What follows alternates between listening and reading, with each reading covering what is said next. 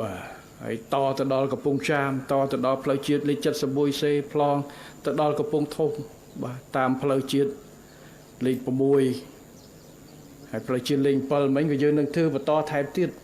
ដើម្បីតភ្ជាប់ទៅព្រំដែនឡាវអញ្ចឹងតំបន់សេដ្ឋកិច្ចនឹងតភ្ជាប់នឹងកាន់តែរស់រវើកឧស្សាហកម្មកសិឧស្សាហកម្មនៅក្នុងតំបន់ទិសឦសានដែលយើងនិយាយក្រោយពីចប់សង្គ្រាមនយោបាយឈ្នះសម្ដេចតេជោចប់សង្គ្រាមតំបន់ទិសឦសាននេះជាពិសេសនោះខេត្តរតនគិរីមណ្ឌលគិរីស្ទឹងត្រែងកញ្ចេះអាចនៅគៀកបាទកំពង់ចាមកាមុនឥឡូវយើងត្បូងឃ្មុំបាទប៉ុន្តែក៏ផ្នែកខ្លះនៃកញ្ចេះក៏ឆ្ងាយដែរការធ្វើដំណើរការពង្រីកឧស្សាហកម្មពិបាកដែរកាលពី20ឆ្នាំជាងមុនហើយមិនមែនសម័យថាកញ្ចេះជាខេត្តដែលមានសក្តានុពលឧស្សាហកម្មដោយរាល់ថ្ងៃយើងមានរោងចក្រចំនួនបើតែថ្ងៃក្រោយក៏អាចព្រោះវាជិតនៅព្រំដែនវៀតណាម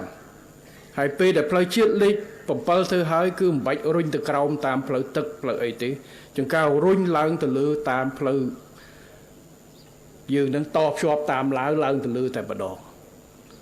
ចឹងហើយបានជាសក្តានុពលទាំងអស់នេះគឺជាការបង្កើតឲ្យក្នុងនោះភស្តុភារហេដ្ឋារចនាសម្ព័ន្ធភស្តុភារកម្មនេះគឺជាអាទិភាពធំបាទដែលបង្កើត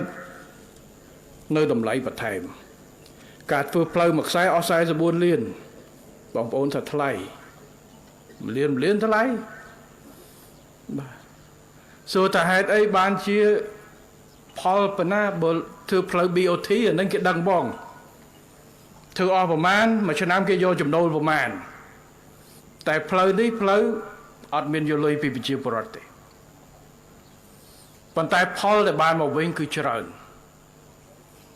ផលដែលមិនអាចបង្កើតបានបើយើងវាស់ទៅថាថ្លៃជិះឡានធ្លាប់ពីនេះទៅដល់ពេកទៅដល់ថាពេកកាពីអស់ប្រមាណរយៈពេលប្រមាណយើងអាចវាស់បានប៉ុន្តែនោះអាស្អីដែលបង្កើតបន្ថែមសក្តានុពលដែលបង្កើតទាញគេមកបន្ថែមនោះយើងវាស់អត់បានទេសំណួរសួរថាបើអត់វាមានអត់សកម្មភាពទាំងអស់នោះមិនប្រកបទៅមានទេហើយបើមានវាតើប្រមាណដែលអាចទាញបង្កើតបន្ថែមទៀតបានបាទនៅតម្រូវការទីហោតារោងចក្រមួយមកបង្កើតផលិតអញ្ចឹងគាត់ត្រូវការកសិផលបើសិនជាកសិឧស្សាហកម្មត្រូវការកសិផលអញ្ចឹងរុញកន្លែងដែលធ្លាប់មិនធ្លាប់ដាំដុះដំណាំនឹងទៅជាកន្លែងនឹងកែច្នៃអីផ្សេងទីទៀតយើងធ្វើកំពង់ផែពហុបំណងនៅកញ្ចេះពួកកញ្ចេះនៅក្នុងខេត្តទាំង4ហ្នឹងគឺយើងគិតមើលគឺខេត្តដែលមានសក្តានុពលច្រើនអញ្ចឹងមិនមែនខាងស្ទឹងត្រែងរតនគិរីមណ្ឌលគិរីកុំចំណែនគេយើងក៏មានសក្តានុពលរបស់យើងដែរយើងសក្តានុពលតំបន់ភ្នំតំបន់មានធនធានធម្មជាតិមួយចំនួនកញ្ចេះតំបន់រៀបច្រើនមានផ្ទៃដីអាចធ្វើឧស្សាហកម្មច្រើនតែប្រតិកលាគ្នាកន្លែងខ្លះអាចផ្គុំគ្នារឿងទេសចរអីផ្សេងអញ្ចឹងគឺសិតតែសក្តានុពលដែលអាចធ្វើបាន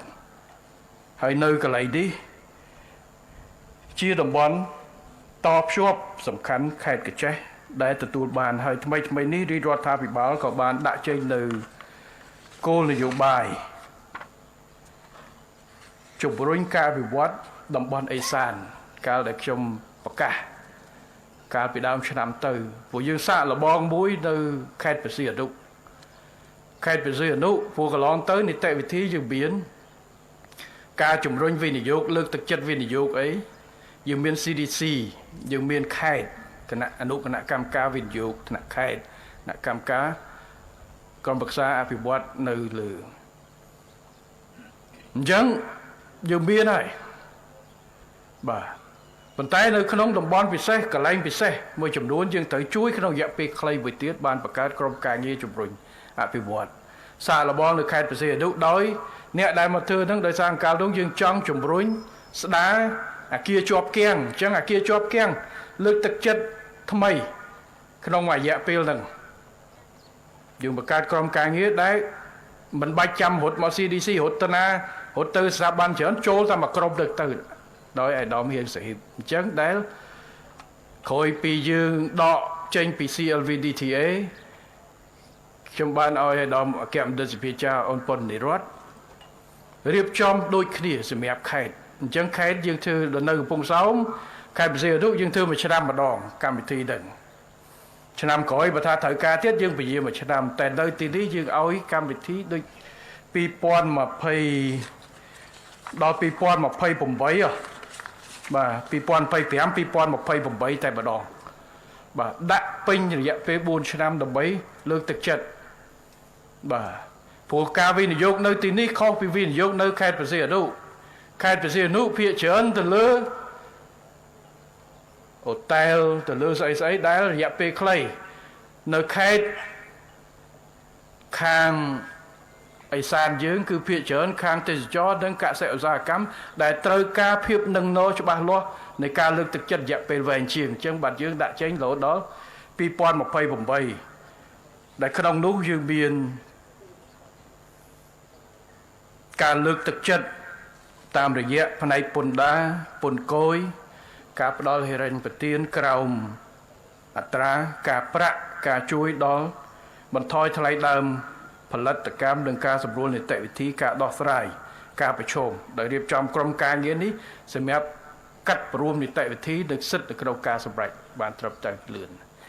អញ្ចឹងក្នុងគិតត្រឹមថ្ងៃ7សីហាកន្លងទៅនេះគម្រោងវិនិយោគសរុបយើងមាន72នៅក្នុងនោះគម្រោង57ត្រូវបានពិនិត្យនិងបន្តនីតិវិធីដែលទុនសរុបនៅក្នុងគម្រោងទាំងនោះវា2700លានតែ2700លានដុល្លារអាមេរិកហើយគម្រោងស្នើសុំ72បើគិតបើគម្រោងនោះអនុវត្តទាំងអស់បង្កើតការងារជាង80000កន្លែងសម្រាប់ខេត្តកញ្ចេះគឺបាន19នៅក្នុងនោះគម្រោង14ត្រូវបានពិនិត្យនិងបន្តនីតិវិធីគម្រោងស្នើសុំ19នេះសរុប1.1000លានដុល្លារហើយគម្រោង19ក្រុងប្រើកម្មករប្រហែលជាជាង26000នាក់ពេលគម្រោងនេះដែលអនុវត្តខេត្តស្ទឹងត្រែងសរុបបាន20គម្រោងក្នុងនោះសរុបស្មើ16ត្រូវបានពិនិត្យបន្តនីតិវិធីហើយ20គម្រោងនោះទុនសរុប141លានដុល្លារពួកប្រភេទវិនិយោគខុសគ្នាយើងតួលេខ20ច្រើនជាងគេ19ប៉ុន្តែជាលុយយើងតិចជាងគេបន្តិចព្រោះនៅនេះគេខាងឧស្សាហកម្មមួយដាក់ធំយើងខាងកសិឧស្សាហកម្មឬទេសចរគម្រោងដែលប្រើខេត្តស្ទឹងត្រែងការងារជិត4000កន្លែងខេត្តរតនគិរីគម្រោងស្នើសុំវិនិយោគមាន11ក្នុងគម្រោង10ត្រូវបានពិនិត្យនិងបន្តនីតិវិធីហើយគម្រោងស្នើសុំទាំង11សរុបជាង881លានដុល្លារអាមេរិកបើសិនជាគម្រោងនេះរុញចេញគម្រោង11ប្រើកម្មករប្រហែលជា48000នាក់បាទបើសិនពេលដែលយើងរុញចេញអញ្ចឹងនីតិវិធីកំពុងដំណើរការហើយបើតាមប្រវត្តិនៃការស្នើសុំរបស់យើងនៅ CDC គម្រោងដែលស្នើសុំរហូតដល់ចេញអនុវត្តជាង 95% បើនៅក្នុង100មានតែ5ឯបោះបង់អញ្ចឹងនៅខេត្តនេះយើងនឹងសង្ឃឹមថាអត្រាក៏ខ្ពស់ដែរបើមិនបានដល់ 95% បានដល់ 70% ក៏គាត់បានបាទតែយើងសង្ឃឹមថាបាន 100% ចុះសម្រាប់មណ្ឌលគិរីមានគម្រោងវិនិយោគ22គម្រោង13ត្រូវបានពិនិត្យនិងបន្តនីតិវិធីក្នុង22នេះគម្រោងទុនវិនិយោគ511លានដុល្លារហើយគម្រោងស្នើសុំ22នេះអាចបង្កើតកម្មករ5000នាក់ចឹងគម្រោងនោះភាគច្រើនជាគម្រោងឧស្សាហកម្មគម្រោងទេសចរអីផ្សេងបាទបង្កើតអញ្ចឹងនេះគឺជាការជំរុញដាក់ចេញតភ្ជាប់បាទព្រោះយើងធ្វើតែផ្លូវអត់គ្រប់ទេបើធ្វើតែផ្លូវតើយើងអត់មានជំរុញអីផ្សេងទៀតអត់កើតទេឧទាហរណ៍ធ្វើតែផ្លូវបើយើងមិនរៀបចំហេដ្ឋារចនាសម្ព័ន្ធទេសចរមានរីសតមានអីអត់មានមនុស្សទៅទេអាចមានមនុស្សអ្នក backpack ទៅបោះតង់ក្នុងព្រៃប៉ុន្តែបើថានាំគ្រួសារទៅលេងអីទៅលេងហ្នឹងគឺគេត្រូវការកតុបទឹកត្រូវការអីស្រួលបួលបាទ tới cá lâu mà nữ lên đa hơi lên chi tụi mày hơi chi làn tới cá thu cả sẵn tới cá xây vàng bà chẳng cứ cá chụp rôn ạ nó vọt đi cứ cá to shop bẹp đi cứ chỉ cái cá sụp khát cá sẽ ở ra cam dương chụp rôn cá sẽ ở ra cam đây dương miên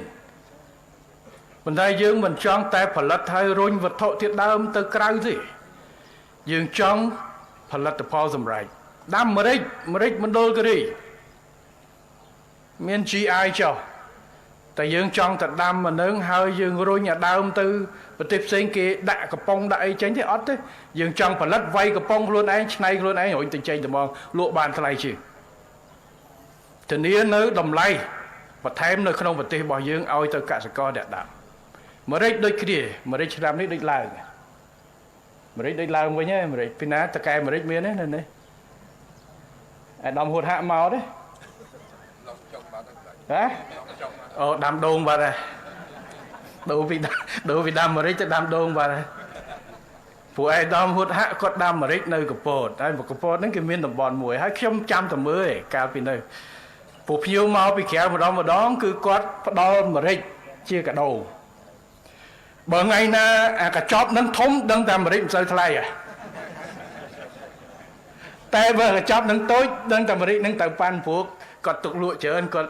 còn thôi tí nâng đây cái sư ông nhà hình lóng ôi thì chụp quát múc quát rít nâng cái sư làng thay bạch sư ấy là múc quát chú cái sư huyện thay phần tay này cứ được chồng dễ cứ thà bờ sen chỉ riêng rôn vật thọ thiệt đạo đồng lấy làng chọc chả tay bờ phần lật tập Paul dầm right hay dương chân này chả cứ ai thì đi chẳng đâm bay tới chưa hổng chạ cái chân này kia vô mà đã hướng pleu hướng phó phía cam hướng ca lực tất chất bột ấy xem đâm bay ở kịp bảo ní cứ chiều vậy đại đi ra thà bảo trong chùm rôn ca bị vót tới kháng đồng bón từ ấy sàn bỏ dương ở chọp hà lỡ tí tiết phai phụ bầm non đâu cái lại đi từ lấy mấy cúng dương miên nơi khai cái trẻ rồi đi để ai thá từ lẽ tuốt nơi này cả sẽ phó tam cái nốt tam sờ lóng rung từ đó phai từ chơi khai từ xưa nút tam phải chỉ thu đòn lên từ cả đất tam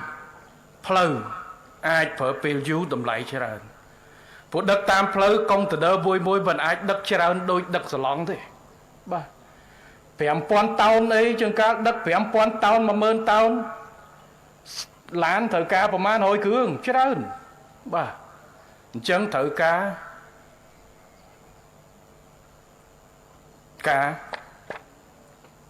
cắt bật hồi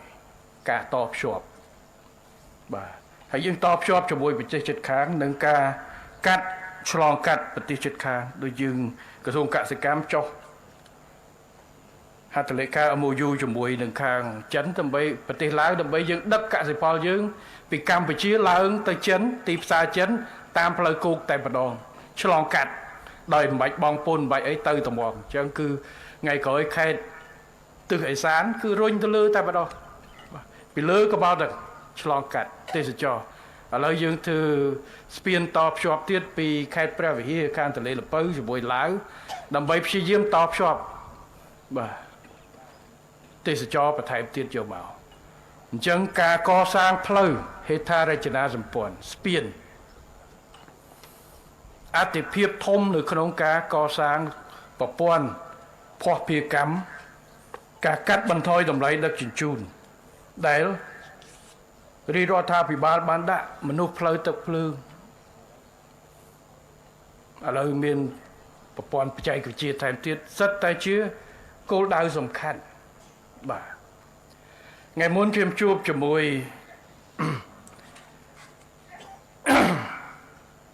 เนี่ยเศรษฐกิจวิเพียเศรษฐกิจมวยเกี่ยวกับใจชัวก่อนวิเพียเฉินน่ะตามกระทรวงตาม Facebook ตามไอ้หนึ่งกฎทารัฐบาลถือกึศกู้อมปีก่อสร้างมูลฐานเอาเวียนเจริญเพียบเอาเวียนเพียบทนเศรษฐกิจยังเอาเวียนเพียบทนเอาเวียนเพียบไอ้ชมทานใหญ่นั่นไงแล้วชมซัวมือดำไปเวียนเพียบทนเธอใส่คลา có điều bệ bợ đấy của sẽ từ cách trong chùm niên không trong số mà có biên PhD trong trên tình tôi trong số có đôi con xa số chứ ta là dây phiếp thôn dây bị say dây bị ảnh năng lươn che ảnh đi cao hơn che ảnh cao hơn ảnh năng kỳ hai cầm ná hơn viêm bệnh phiếp thôn mù là tan phiếp thôn số cho số láng ban trong phiếp thân này rất tha bị bảo côn nhiều bài trở là nát bà hơi phiếp thôn miền say khla tìm môi ca phải lật đăng việt say vì miết đầy vì miền manu vì miền thôn thiên hệ anh và thọ vì miền ấy tử anh đang bởi giấy xây từ cách vì land labor capital hay technology hay phải tranh vị trí anh đang sẽ tập côn cho bay ra ta bị báo phồng răng buôn phải mà nát hồi ta hơi ấy phiếp thôn mùi tiết cứ thả ban institution thả ban việc tẹt tôn từng côn nhiều bài côn ca cho bạp ấy nâng dương thứ hôm nay tôi rong hóa và nát mà hơi hai bờ lăng vì phía chân chân sẽ rót thả bị bao miền côn nhiều bài thẩm tới thư ca nhiều vì vót miền phiếp thôn kiếp taalo chấm xua mơ ấy tới phiếp thôn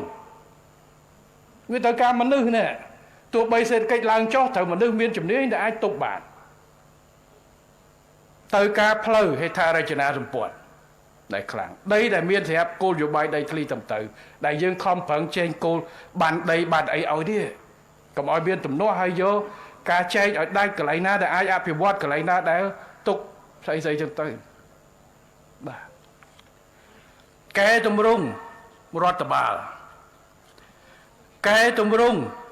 thư vì mai chỉ cả rất tay bộ rung phiếp thôn hơi mà chân ở đây đại rót tha vì bà đã phụ rót tha vì bà mình không thấy mình dùng đây để chơi với đấy phụ miền công lang môn tây sát tại nẹt chụp đi miền từng nẹt PhD miền từng nẹt lực PhD miền từng nẹt đại project bắt to miền từng nẹt đã cho to lỡ đây từ do mau dùng dốt thứ chỉ cô đi dốt bài bà cả bay cháy cùng nứt bị phía xa cả xóa cùng nó không cả đã dương tới từ túi hay dương tới chỉ chơi kia hay dương tới bị vô lại cho bạn ta côn vô bài ra tha bị bao để đạm máu sẽ tới trời cầu sẽ tới pan chỉ cầu sẽ tới chợ từ cầu ta đạm ban bị giao sẽ đồng bay đạp lưới xuống và rú hệ ấy còn ta tha nè sẽ nâng nghe ở lấy ở bị pan chỉ cầu chợ từ cầu cho pan chỉ cầu chợ ta đạm tới ở lưới mũi thôi hừ ấy hừ ấy để đạp và rú thì mũi sẽ ót đi bà mình đôi chân bọt chân áo côn nhiều bài bạc la trên máu pi liền bay liền đặt sân tư ở chặt tẹt môi tẹt sờ lắc chân áo tê dương cất cu cầm đàn xe từ cạnh bò dương phiếp thôn tầm láng nâng tao việt thưa ở rót biên thạ vi ca chồng đai từ lưỡi ép xây dạng bệnh tầm láng là bươn nà đo srai ấy khla chia cô là nhiều bài để dương đã chia chụp hiên ní đại dương cầm nát thà pleu cứ chỉ át phiếp TP và toa pi và đúc cô hiểu bài đây thì niên là phiếp thôn mình men bàn này tha tập chủng đồn máu bọ mình đại đầu tiên đang phiếp rộng vòm này hệ tha ra cho na sập quan phiếp thôn bàn này tha tua bay chỉ tập chủng đồn vía bằng co cao làm bạ không ca đam đau khôi tầm đam khác còn té phê để tức sọ vinh cứ tình yêu dương ai mà cha ca là vinh bạt mua là than về nơi tận nâng cầm mà rất đây thì bom chỉ chôn tận tận cạ sẽ phơ miền rót chui cả dù cạ sẽ cam đạm máu chui đà là vây nhà đang hai phiếp thôn cầm oi váy đánh máu ăn lùm tập óc bắt mà cha ca mà dương từ tua school tha lấy tức chụp đồn làng chả hay cho năm đi cứ tức từ lấy mấy công làng khô bà khai món này được khai tiền từng ó nữa ở tầm pin thì dương miên bẩm pơ khai từng đi từนี้ได้จอบở bẩm pin bà mà đây khaiจอบtừ lấy mấy công bà hay bột trá thaประมาณชนะmớiได้ตึกmình làng đo cầm rất hai này pin nữa đọcชนะmà lấyชนะនេះlàng đo cầm rất bạc cả sòn bà chânตึกlàng châm cho thòng phê chạm mấy khăn đâu ấy lịch trơn ចឹងសូមឲ្យប្រឌិតមើលនៅក្នុងការត្រៀមអន្តរាគមន៍ពួកចង្ការទឹកធំឡើងបន្តិចមិនអីទេប៉ុន្តែបើយូរអាចដេកទៅអតិភិបជីវិតរបស់ប្រជាជនសុវត្ថិភាពប្រជាជនបាទគឺសំខាន់ចាកងកម្លាំងប្រដាប់អាវុធគ្រប់ប្រភេទត្រៀមលក្ខណៈដើម្បីជួយហើយក៏ដូចជាគ្រប់កន្លែងអ្វីដែលខ្ញុំនិយាយគឺថាយើងមិនមានសមត្ថភាពទប់គ្រោះធម្មជាតិ 100% ទេគ្មានប្រទេសណាអាចទប់បានទេនៅអឺរ៉ុបឆេះព្រៃចង់ឆេះអត់ទាន់ឈប់ហ្នឹងសូវាមិនអាចបាតុភិបខ្លះគឺមិនអាចទប់ប្រទេសជិតខាងយើងព្យុះរំជួយដីយើងអត់មានស្អីទៅទប់វាទេប៉ុន្តែភាពធន់បានន័យថាកសាងប្រព័ន្ធការងារមួយដែលថាអាចជួយសង្គ្រោះបាទឥឡូវប្រជាពលរដ្ឋទឹកលិចភ្លាមយើងចេញទូកភ្លាមយកមកទួលសុវត្ថិភាពមានពេទ្យមានអីភ្លាមពោះចិត្តយើងមានពេទ្យទៅដល់បាទលោកជំទាវធានាម៉ាយឺលោកស្រីធានាម៉ាយឺមិញក៏គាត់លើកនិយាយអំពីអាហ្នឹងបានន័យថាមណ្ឌលសុខភាពយើងរុញទៅដល់កន្លែងផ្សេងវិស័យអប់រំបដោះបដាលធនធានមនុស្សជាអាទិភាពរបស់ធនាគារពិភពលោកក៏ជារបស់យើងបាទអញ្ចឹងការតភ្ជាប់នឹងការធានាដោះស្រាយបញ្ហាដែលបង្កើតដោយគ្រោះមហន្តរាយយើងអាចធានាបានសង្គ្រាមផ្ទុះឡើងនៅព្រំដែនយើងចេញពីកន្លែងនោះមែនតែយើងទៅទួលសុវត្ថិភាពជំនះតែការអប់រំនៅបន្តបាទគ្រាប់នៅធ្លាក់នៅនោះតែយើងនៅរៀន50គីឡូនៅក្រៅចប់យើងព្យាយាមដោះស្រាយបន្ថែមទៀតនេះគឺជាអ្វីដែលការកសាងអភិវឌ្ឍទៅលើអតិភិបប្រមាណចំណុចហ្នឹងមនុស្សផ្លូវទឹកភ្លើងបច្ចេកវិទ្យាសិតតែជាមូលដ្ឋានដែលយើងដែលរាជរដ្ឋាភិបាលដាក់ចេញមិនមែនដាក់ចេញដោយអត់មានហេតុផលទេហើយពេលជាមួយគ្នាយើងរុញការកែតម្រង់រដ្ឋបាលសាធារណៈកែតម្រង់ប្រព័ន្ធតុលាការកែតម្រង់ហិរញ្ញវត្ថុសាធារណៈរាប់អាណត្តិមកហើយគឺសិតតែធានានូវភាពធន់របស់កម្ពុជានេះឯងបាទនេះគឺជាអ្វីដែលរដ្ឋាភិបាលអាណត្តិទី7នីតិកាលទី7នៃរដ្ឋសភានៅបន្តអនុវត្តជាអាទិភាពហើយនៅក្នុងអាណត្តិក្រោយៗក្នុងពេលប្រជាពលរដ្ឋគ្រប់គ្រងទៅដល់រាជរដ្ឋាភិបាលដឹកនាំដោយគណៈបកប្រជាជនកម្ពុជានិរន្តរភាពនិងចីរភាពនៃគោលនយោបាយនេះនឹងនៅបន្តព្រោះជាគោលនយោបាយដែលដាក់ប្រជាពលរដ្ឋនិងប្រទេសជាតិជាធំបាទហើយនិរន្តរភាពនៃគោលនយោបាយសំខាន់ណាស់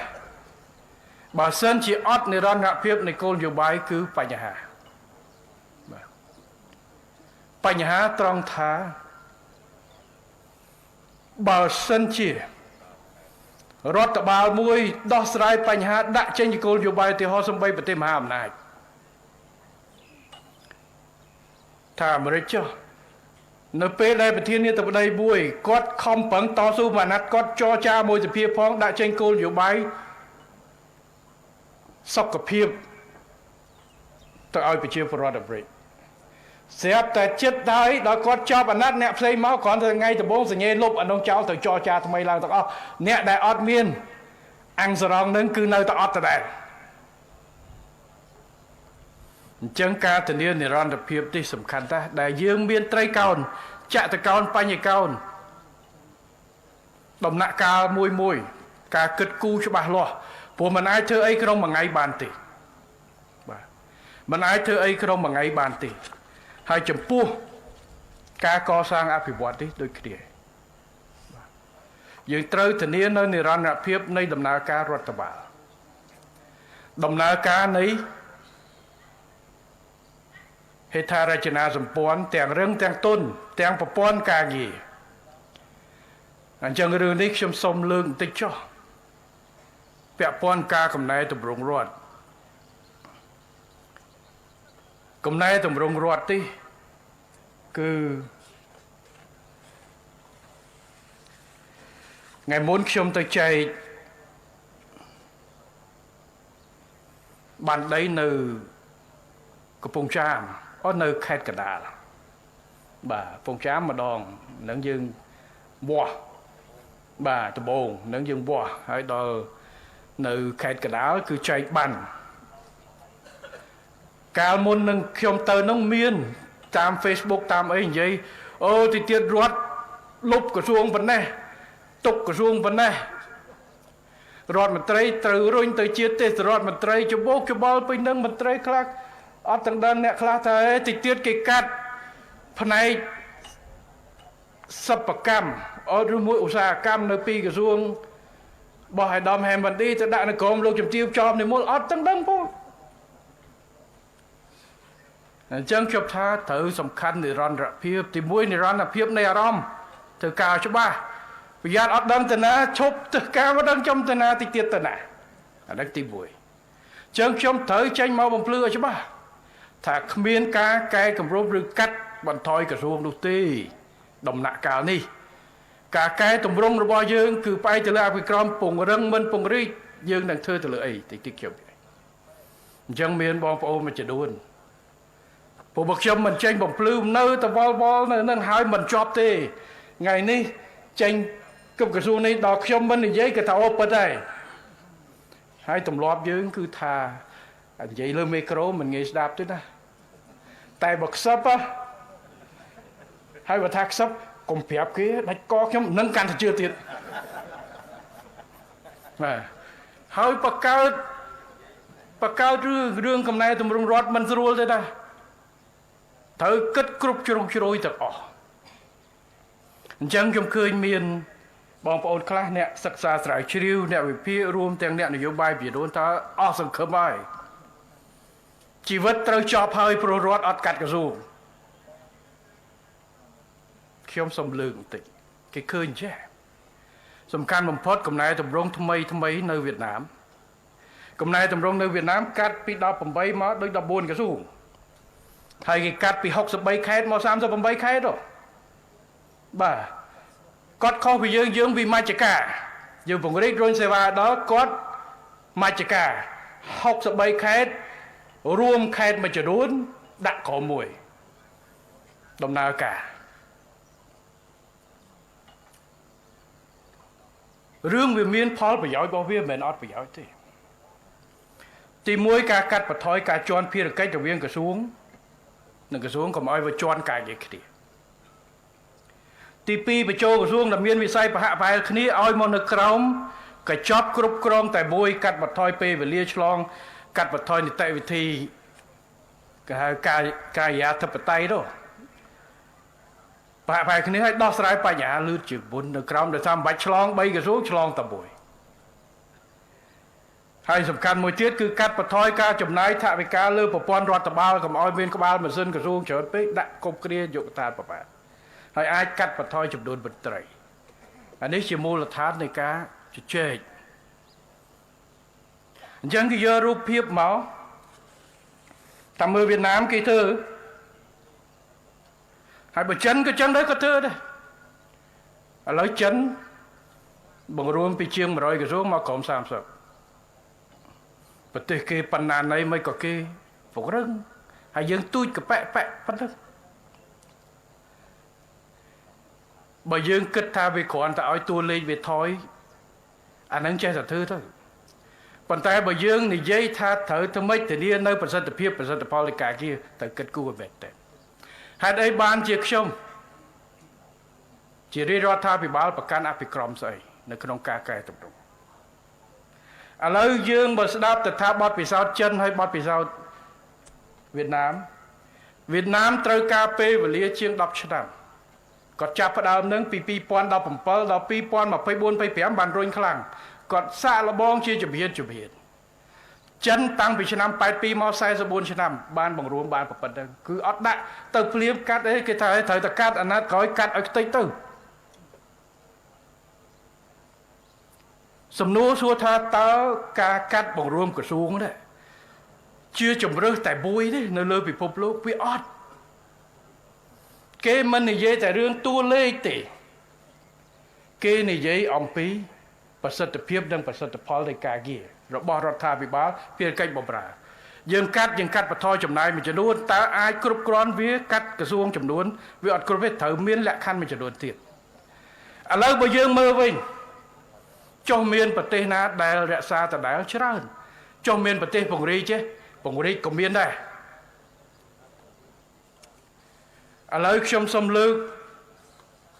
នៅឥណ្ឌូនេស៊ី2024ឥណ្ឌូនេស៊ីពង្រីកពី34ទៅ48ក្រសួងនៅពេលដែលវៀតណាមបង្រួម18ឥណ្ឌូនេស៊ីពង្រីកពី34ទៅ48ក្រសួងហើយទៅ2ឆ្នាំមុនបាទអាហ្វ្រិកខាងត្បូងបង្កើនពី30ទៅ32ក្រសួងប្រទេសឥណ្ឌាដើរខុសពីចិនពី100មកត្រឹមក្រោម30ប្រទេសឥណ្ឌាពីឯករាជ្យឆ្នាំ47ដល់8ក្រសួងឥឡូវឡើងសហព័ន្ធ58ក្រសួងបូក93នាយកដ្ឋាននៅក្រោមរដ្ឋបាលកណ្ដាលអញ្ចឹងបូកជា100ខុសគ្នាអញ្ចឹងសួរថា model ឥណ្ឌា model ឥណ្ឌូនេស៊ីចាញ់ model វៀតណាមឬមួយណាល្អជាង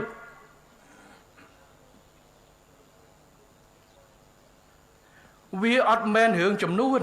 វារឿងប្រសិទ្ធភាពឥឡូវខ្ញុំសូមលើកបន្តិចហើយចាំខ្ញុំប្រាប់ថា model កម្ពុជាយើងធ្វើស្អីឥឡូវការប្ររួមក្រសួងខ្ញុំនិយាយអំពីផលចំណេញតែក៏មានបញ្ហាប្រឈមដែរហេតុអីបានប្រទេសខ្លះចាប់ផ្ដើមជាជាងបង្រួមពង្រីកដោយសារឃើញថាវាមានបញ្ហាហេតុអីបានប្រទេសខ្លះទៅមជ្ឈការអ្នកខ្លះទៅវិមជ្ឈការចិនគាត់បង្រួមក្រសួងប៉ុន្តែគាត់មជ្ឈការអំណាចគាត់ពង្រួមក្បាលក្រសួងជាង100មែនប៉ុន្តែអំណាចមករដ្ឋបាលកណ្ដាលច្រើនវៀតណាមតម្លាក់ទៅក្រោមច្រើនវាខុសគ្នា model ខុសគ្នាដើម្បីធានានៅគណនេយ្យភាពធានានៅការប្រសិទ្ធភាពនៃដាក់ចេញគោលនយោបាយប្រទេសធំដូចគ្នាយើងថាមកពីចិនធំ1000លានចុះឥណ្ឌា1000លានដូចគ្នាតាហេតុអីមួយពី100ទៅ30ទៅ20ជាងមួយដូរពី18ទៅជាង100វាអាស្រ័យទៅលើប្រសិទ្ធភាពនិងតម្រូវការជាក់ស្ដែងឥឡូវបញ្ហាប្រឈមដែលអាចកើតមានពីការមិនយើងនិយាយពីផលចំណេញបញ្ហាដែលអាចប្រឈមពីក្រសួងបរួមគ្នាក្រសួងបរួមគ្នាទី1វាបង្រួមឧទាហរណ៍3ក្រសួងចុះយើងថាក្រសួងឧទាហរណ៍ថាក្រសួងធនធានទឹកកសិកម្មហើយនិងអភិវឌ្ឍជនបទបង្រួមចូល3អញ្ចឹងយើងកាត់បន្ថយរចនាសម្ព័ន្ធប៉ុន្តែមិនធានាថាកាត់បន្ថយមនុស្សទេព្រោះត្រូវការមួយហ្នឹងចាប់ផ្ដើមដើររៃគ្រប់វិស័យមិនអាចឲ្យចន្លោះប្រហោងទេ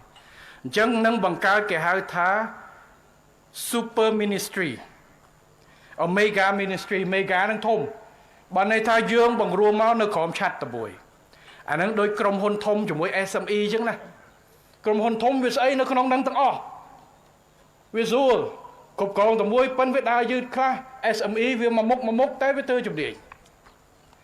អញ្ចឹងបញ្ហាហ្នឹងគឺថាវាប្រឈមទៅលើអីបើសិនក្រសួងហ្នឹងមកធំទី1សមត្ថភាពរដ្ឋមន្ត្រី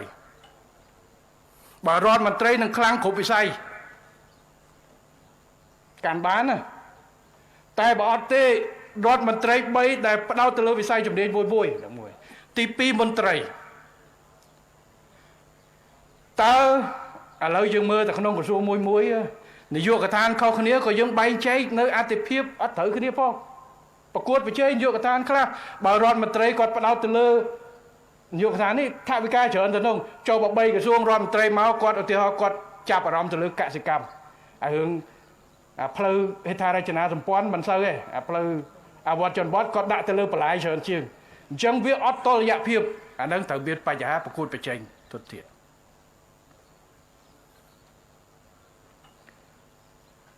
ទី2ពេលដែលយើងមករួមវាកកស្ទះហើយយើងអត់និយាយចំនួនមន្ត្រីដែលត្រូវកាត់ទេមន្ត្រីមួយចំនួនកន្លែងខ្លះត្រូវកើត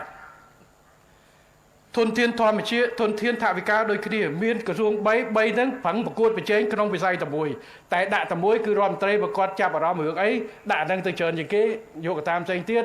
វិស័យផ្សេងទៀតមិនសូវបានអាហ្នឹងជាកត្តាមួយទេប៉ុន្តែយើងអាចធ្វើការឲ្យមានប្រសិទ្ធភាពបានអានេះខ្ញុំនិយាយពីបញ្ហាប្រឈមមួយចំនួនហេតុអីបានកសិប្រទេសខ្លះគេពង្រីកបាទ ចំណុចទី3គឺសមត្ថភាពមន្ត្រីបើយើងរុញ3ក្រសួងដែលមន្ត្រីឆ្លប់តែជំនាញបុកតាមមុខព្រួយមួយមុខព្រួយធ្វើពីថ្នាក់ជាតិដល់ក្រមជាតិឥឡូវដាក់គាត់ច្បោកនៅក្នុងមួយបែងចែកយ៉ាងម៉េចពីណាធ្វើអីពីណាអធិភាពធំជាងហើយធ្វើយ៉ាងម៉េចវាត្រូវការពេលវេលាមួយចំនួនក្នុងរយៈពេលខ្លីអត់ទេប៉ុន្តែរយៈពេលវែងមួយណាល្អជាងណាហើយទី3តម្រូវការហេតុអីបានជាប្រទេសមួយចំនួនត្រូវការពង្រីកក្រសួងដូចនៅអាហ្វ្រិកខាងត្បូងគាត់ពង្រីកបង្កើនពី30ទៅ32ក្រសួងដោយសារអធិភាពនៃការងារត្បូងគាត់មានក្រសួងកសិកម្មនិងក្រសួងកែតម្រង់ដីធ្លីនៅជាមួយគ្នាគាត់ថាពីរហ្នឹងត្រូវទៅហើយគោលនយោបាយដីធ្លីត្រូវទៅជាមួយកសិកម្មតែដល់ឥឡូវនេះរឿងបញ្ហាកែតម្រង់ដីធ្លីនិងអភិវឌ្ឍជនបទវាคล้ายទៅជារឿងសំខាន់ដើម្បីកាត់បន្ថយគម្លាតរវាងអ្នកជនបទនិងអ្នកក្រុងគាត់បំបែកអាហ្នឹងទៅជាក្រសួងកសិកម្មដាច់ដライទៅធ្វើតែរឿងដាំដុះរឿងស្អីជាមួយពាណិជ្ជកម្មទៅតែរឿងកែតម្រង់ដីធ្លីជាមួយនឹងអភិវឌ្ឍជនបទគាត់បំបែកចេញជាក្រសួងមួយទៀតដើម្បីឲ្យរដ្ឋមន្ត្រីមួយមានទម្ងន់ផ្ដោតទៅលើអាហ្នឹងដាក់ថវិកាទៅធ្វើអាហ្នឹងតែម្ដងអញ្ចឹងអតិភិបបើដាក់នៅជាមួយគ្នាកាលមុនកែតម្រង់ដីធ្លីវាអតិភិបជាមួយកសិកម្មតែដល់ដំណាក់កាលមួយកសិកម្មក៏រស់តែត្រូវអភិវឌ្ឍជនបទត្រូវតែដាច់ដライមួយគេធ្វើអាហ្នឹងក្រសួងកាលមុនគាត់មានក្រសួងអប់រំកម្រិតខ្ពស់ Higher Education ជាមួយក្រសួងបច្ចេកវិទ្យាជាមួយគ្នាឥឡូវគាត់បំបែកពីឆ្នាំ2024នេះមិនមែនពីមុនទេគាត់បំបែកទៅជាក្រសួងអប់រំកម្រិតខ្ពស់មួយទៀតគាត់បង្កើតក្រសួងវិទ្យាសាស្ត្របច្ចេកវិទ្យានិងនវានុវត្តន៍ដោយសារឥឡូវអតិភិប AI នេះត្រូវខ្លាំងហើយត្រូវផ្ដោតត្មងអញ្ចឹងត្រូវបង្កើតជំនាញដាក់រដ្ឋមន្ត្រីមួយដែលជំនាញដាក់មន្ត្រីជំនាញកុំឲ្យហែកច្រើនអញ្ចឹងក្រសួងមួយតូចជាងមុនចំនួនច្រើនប៉ុន្តែមិនមែនថាមន្ត្រីមិនច្រើនទេចំនួនក្បាលម៉ាស៊ីនក្រសួងតូចមិនប្រកាសថាចំនួនមន្ត្រីតូចទេព្រោះត្រូវពង្រឹងទៅគឺច្រើនវិស័យវាបាត់រដ្ឋបាលប្រអប់ជន់គ្នាឧទាហរណ៍រដ្ឋបាលវាដូរ3មកវាមកតែមួយទេប៉ុន្តែមន្ត្រីជួនកាលកន្លែងខ្លះវាកើតអានេះខ្ញុំលើកឧទាហរណ៍ថាជាក់ស្ដែងតែយើងមើលហើយមានប្រទេសច្រើនទៀតប្រទេសស្រីលង្កាប្រទេសអីហ្នឹងអញ្ចឹងរឿងដែលពង្រីកក្រសួងនិងបង្រួមក្រសួងទី1គឺកត្តានយោបាយទិសដៅនយោបាយប្រទេសខ្លះគាត់ត្រូវបង្រួមដើម្បីបង្ហាញឆន្ទៈនយោបាយប្រាប់ថាគាត់កំណែតម្រង់កាន់តែស្របប្រទេសខ្លះគាត់ពង្រីកដោយសាររឿងប្រទេសមានបកច្រើនស្អីរឿងនេះមួយប៉ុន្តែវានៅមានហេតុផលបច្ចេកទេសដូចខ្ញុំនិយាយចឹងកាត់បង្រួមខ្លីកាត់បន្ថយការជន់គ្នាកាត់បន្ថយនីតិវិធីជួយសន្សំប្រាក់ជួយសន្សំមន្ត្រីពង្រីកគឺបង្កើននៅភាពគេថាជំនាញអតិភិបសំខាន់មួយចំនួនបាទបើដាក់នៅជាមួយគ្នា3ក្រសួងហ្នឹងស្តៀងគ្នាមែនប៉ុន្តែអតិភិបមិនសូវអញ្ចឹងគេត្រូវបើថាកន្លែងណាដែលសំខាន់នេះអាហ្នឹងដូច SME អញ្ចឹងហើយនឹងក្រុមហ៊ុនធំកាលមុនក្រុមហ៊ុនដូចតែអាមេរិកគាត់ធំក្រុមហ៊ុន GE ក្រុមហ៊ុនផលិតឡានអីផលិតខ្សែខ្យងនៅគាត់ទាំងអស់អញ្ចឹងគាត់មានមន្ត្រីគ្រប់ជំនាញទាំងអស់អញ្ចឹងគាត់ដាក់ទុនទៅវាចែកបន្តិចក្រោយមកគាត់កាត់អាខ្សែខ្យងចេញគាត់ទៅកងត្រាជាមួយក្រុមហ៊ុន SME ដែលផលិតខ្សែខ្យងហើយក្រុមហ៊ុនផលិតខ្សែខ្យងគាត់អត់ត្រូវការមនុស្សច្រើនទេហើយគាត់វិនិយោគឲ្យជំនាញតែមួយហ្នឹងធ្វើតែមួយហ្នឹងឲ្យប្រសើរបាទអញ្ចឹង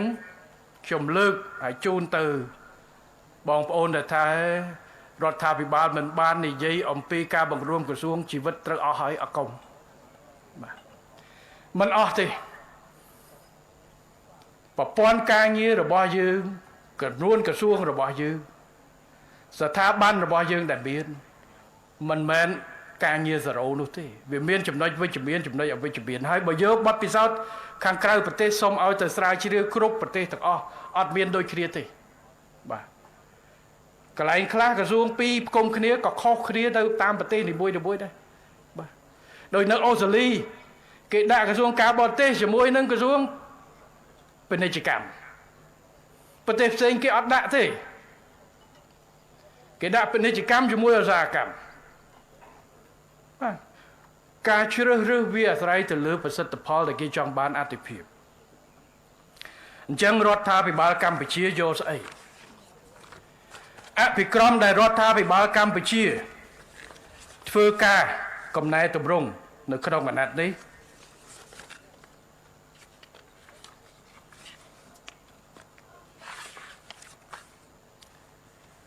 ចំពោះមុខគឺយើងមិនសួរថាតើចំនួនក្រសួងនឹងច្រើនឬតិចយើងអត់សួររឿងទៅទេណាម៉ោងស្មើនេះអត់មានសួរថាតើយើងច្រើនឬតិចទេព្រោះបើតាមបទពិសោធន៍ដែលខ្ញុំគ្រាន់តែលើកប្រមាណប្រទេសហ្នឹងវាខុសគ្នារួចទៅហើយខ្លះបកើនខ្លះបថយយើងអត់សួរទេអ្វីដែលយើងសួរបច្ចុប្បន្នសួរថាតើក្រសួងស្ថាប័នដែលមានស្រាប់នេះរៀបចំបានមានប្រសិទ្ធភាពឬនៅឥឡូវដាក់ទិសដៅកំណែតម្រង់គឺសួរសំណួរហ្នឹងតើគាត់រៀបចំក្រសួងនឹងធំក្បាលពេកជើងទូចឬយ៉ាងម៉េចតើការងាររបស់គាត់ជាន់ជាមួយក្រសួងផ្សេងទៀតឬមួយក៏យ៉ាងម៉េចតើផ្ទៃក្នុងនេះរបស់គាត់នេះតើនាយកដ្ឋានអគ្គនាយកនឹងវារៀបត្រូវនៅឬមួយក៏វាលើសវាខ្វះយ៉ាងម៉េចនេះគឺជាអភិក្រមរបស់កម្ពុជាអត់សួរហើយហេតុអីបានជាខ្ញុំមិននិយាយថាទៅមុខទៅធ្វើអីខ្ញុំមិននិយាយរឿងនេះមិនខុសពីរឿងអីផ្សេងរឿងនេះហ៊ានតែនិយាយគឺច្បោកច្បល់ពេញក្រសួងស្ថាប័នឡើយបាទខ្ញុំនិយាយតែអ្វីដែលយើងច្បាស់លាស់យើងបានសិក្សាហើយយើងកំពុងតែធ្វើបើឲ្យខ្ញុំថាទៅថ្ងៃមុខយើងត្រូវបង្កើនឬបន្ថយអាហ្នឹងច្បោកច្បល់ពេញទៅឥឡូវទៅបាទបើសិនជាធ្វើឧទាហរណ៍ថាខ្ញុំថាឥឡូវទៅបន្តបើមិនចាប់ផ្ដើមអង្គុយទាយឥឡូវពីណាត្រូវឡើងទេសរដ្ឋមន្ត្រីពីណាត្រូវអីច្បោកច្បល់ពេញហ្នឹងឥឡូវហើយបាទនេះគឺជាបញ្ហាយើងអត់និយាយទេអ្វីដែលនិយាយគឺភាពច្បាស់លាស់ហើយខ្ញុំនិយាយម្ដងទៀតតាំងពីដើមអាណត្តិមកដល់ម៉ោងនេះរដ្ឋាភិបាលអត់មានគម្រោងនៅក្នុងការកាត់បន្ថយឬបង្កើនក្រសួងស្ថាប័ននោះទេប៉ុន្តែអ្វីដែលសំខាន់គឺយើងប្រកាន់ចំហពង្រឹងជាជាងពង្រីកពង្រឹងស្ថាប័នក្រសួងនីមួយៗដែលយើងធ្វើវិភាគមុខងារនិងកែតម្រង់មកដល់ម៉ោងនេះក្នុងនោះយើងធ្វើអីទី1ពង្រឹងរចនាសម្ព័ន្ធទី2ពង្រឹងប្រព័ន្ធការងារទី3ពង្រឹងធនធានមនុស្សធ្វើម៉េចដាក់អានឹងជាគោលដៅមុនសិនអ្វីដែលមានស្រាប់កុំអាលបោះវាចោលកុំអាលបង្កើនផ្សេងទៅថាវាមិនតាន់ដើរត្រូវមើលវាសិនមានប្រព័ន្ធដែរហើយក្រសួងស្ថាប័នប្រព័ន្ធនឹងមន្ត្រីដែលយើងមានគ្រប់ក្រសួងស្ថាប័នតាំងពីថ្នាក់ជាតិដល់ក្រោមជាតិបែងចែកត្រូវបំពាក់ជំនាញត្រូវអត់តើក្រសួងស្ថាប័នមួយនេះវាជន់ការងារគ្នាយ៉ាងម៉េចជាមួយផ្សេងវិភាគញែកឲ្យដាច់តើនាយកដ្ឋានមួយអគ្គនាយកដ្ឋានមួយក្នុងក្រសួងនឹងត្រូវការជំនាញឬមួយកាត់បន្ថយកែសម្រួលយ៉ាងម៉េចយើងធ្វើអាហ្នឹងចឹងរចនាសម្ព័ន្ធបង្រៀបបង្រួមកន្លងទៅយើងធ្វើបានកាត់បន្ថយអគ្គនាយកដ្ឋានមួយចំនួន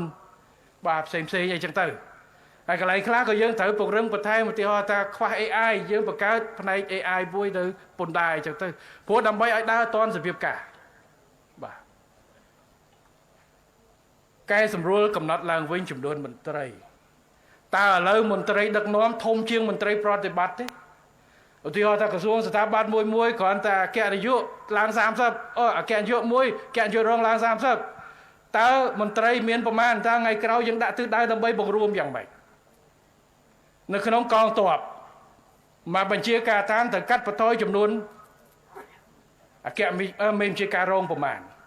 ការឡៃមួយត្រូវមកប្រមាណឥឡូវមានលើសអញ្ចឹងអត់ឲ្យតែងតាំងបន្ថែមយើងឈានទៅដល់ការបន្ថយចាក់ចូលរត្រេតមិនតែងតាំងបន្ថែមនគរបាលជាតិដូចគ្នាអគ្គស្នងការរងប្រមាណយើងកែសម្រួលយ៉ាងម៉េចនាយកដ្ឋានការឡៃយើងពង្រឹងធ្វើម៉េចកុំឲ្យសជីផ្កាប់ឲ្យសជីឡើងវិញនេះហើយហៅថាពង្រឹងស្ថាប័នដែលយើងធ្វើយើងរក្សាលំនឹងភារកិច្ចដដែលក្រសួងស្ថាប័នមានពីលើដល់ក្រោមជាតិជំនាញមានដដែលតែក្នុងក្រសួងមួយត្រូវពង្រឹងត្រូវរៀបចំឲ្យបានល្អពង្រឹងនឹងឲ្យអភិក្រមកម្ពុជាប្រើកម្ពុជាអត់យកតាមវៀតណាមឬយកតាមឥណ្ឌូនេស៊ីទេកម្ពុជាអត់យកតាមចិនឬមើលយកតាមឥណ្ឌាទេ ប៉ុន្តែទោះបីប្រទេសទាំងអស់នោះគឺគិតគូរពេលវេលាលើកលែងតែឥណ្ឌូនេស៊ីមួយទេដែលដូរប្រធានាធិបតីគាត់កើនភ្លាមក្រៅពីនោះប្រទេសផ្សេងវៀតណាមប្រើ10ឆ្នាំចិនប្រើ44ឆ្នាំឥណ្ឌាកែមកដល់ប៉ុណ្ណេះចង់7 8ដងហើយតាំងពី47រហូត2024ពេលវេលាតម្រូវការជាក់ស្ដែងអញ្ចឹងខ្ញុំសូមបញ្ជាក់ឲ្យពួកឃើញបងប្អូនខ្លះគាត់មានអត់មានខុសអត់មានត្រូវទេសិតតែមានហេតុផលត្រឹមត្រូវបើយើងដាក់សំណួរសួរថាគិតតែពីចំនួនទៅទេគឺអត់ទៅរួចទេត្រូវធានាប្រសិទ្ធភាពដែលផ្អែកទៅតាមស្អីផ្អែកទៅតាមសមត្ថភាពនៃមន្ត្រីនៃស្ថាប័ននៅតាមប្រទេសនីមួយផ្អែកទៅលើប្រព័ន្ធបច្ចេកវិទ្យាតើ e-government digital អីវាភ្ជាប់យ៉ាងម៉េចដែលជួយកាត់សម្រួលនីតិវិធីបន្ថយមន្ត្រីឬទៅវប្បធម៌នៃការងារបាទបើវប្បធម៌មិនការងារដាក់បញ្ចូលគ្នាមិនស្រួលគឺគាំងហ្មងបើន័យថាគាំងហ្មងហើយនិរន្តរភាពនៃការងារសំខាន់ថាយើងមិនអាចឲ្យក្រសួងមួយព្រោះគ្រាន់តែចង់បានទិដ្ឋភាពល្អមនុស្សផ្ទះដៃថាហេកាត់ហើយពីប៉ុណ្ណេះមកប៉ុណ្ណេះល្អណាស់យើងកាត់តិចជាងគេទៀតល្អណាស់ប៉ុន្តែគាំងស្ដោកការងារអត់ដើរសែកចាយបាទទី2យកម្នាក់ដែលទៅគ្រប់គ្រង3ជំនាញបើសិនជាអតិភិបនឹងអ្នកដែលគ្រប់គ្រង3ជំនាញនេះអតិភិបឲ្យអតិភិបទៅកន្លែងណាមួយពីរទៀតអាចកាត់បន្ថយវាមិនខុសពីក្រសួងស្ថាប័នរាល់ថ្ងៃនេះទេនាយកដ្ឋានមានច្រើនសួរថាប្រធានស្ថាប័នឲ្យអតិពលឲ្យសិទ្ធិគ្រប់ទៅគ្រប់ស្ថាប័នអត់ដូចគ្នាទេវាអាស្រ័យទៅលើការយល់ឃើញរបស់ផ្ទៃក្រុងអញ្ចឹងគ្រាន់តែក្រសួងស្ថាប័នផងឧទាហរណ៍ខាងនាយកដ្ឋាននេះមានមនុស្សតិចបទចិត្តតិចមនុស្សនេះមានបទចិត្តច្រើនព្រោះគាត់ត្រូវការអីអតិភិបមួយអញ្ចឹង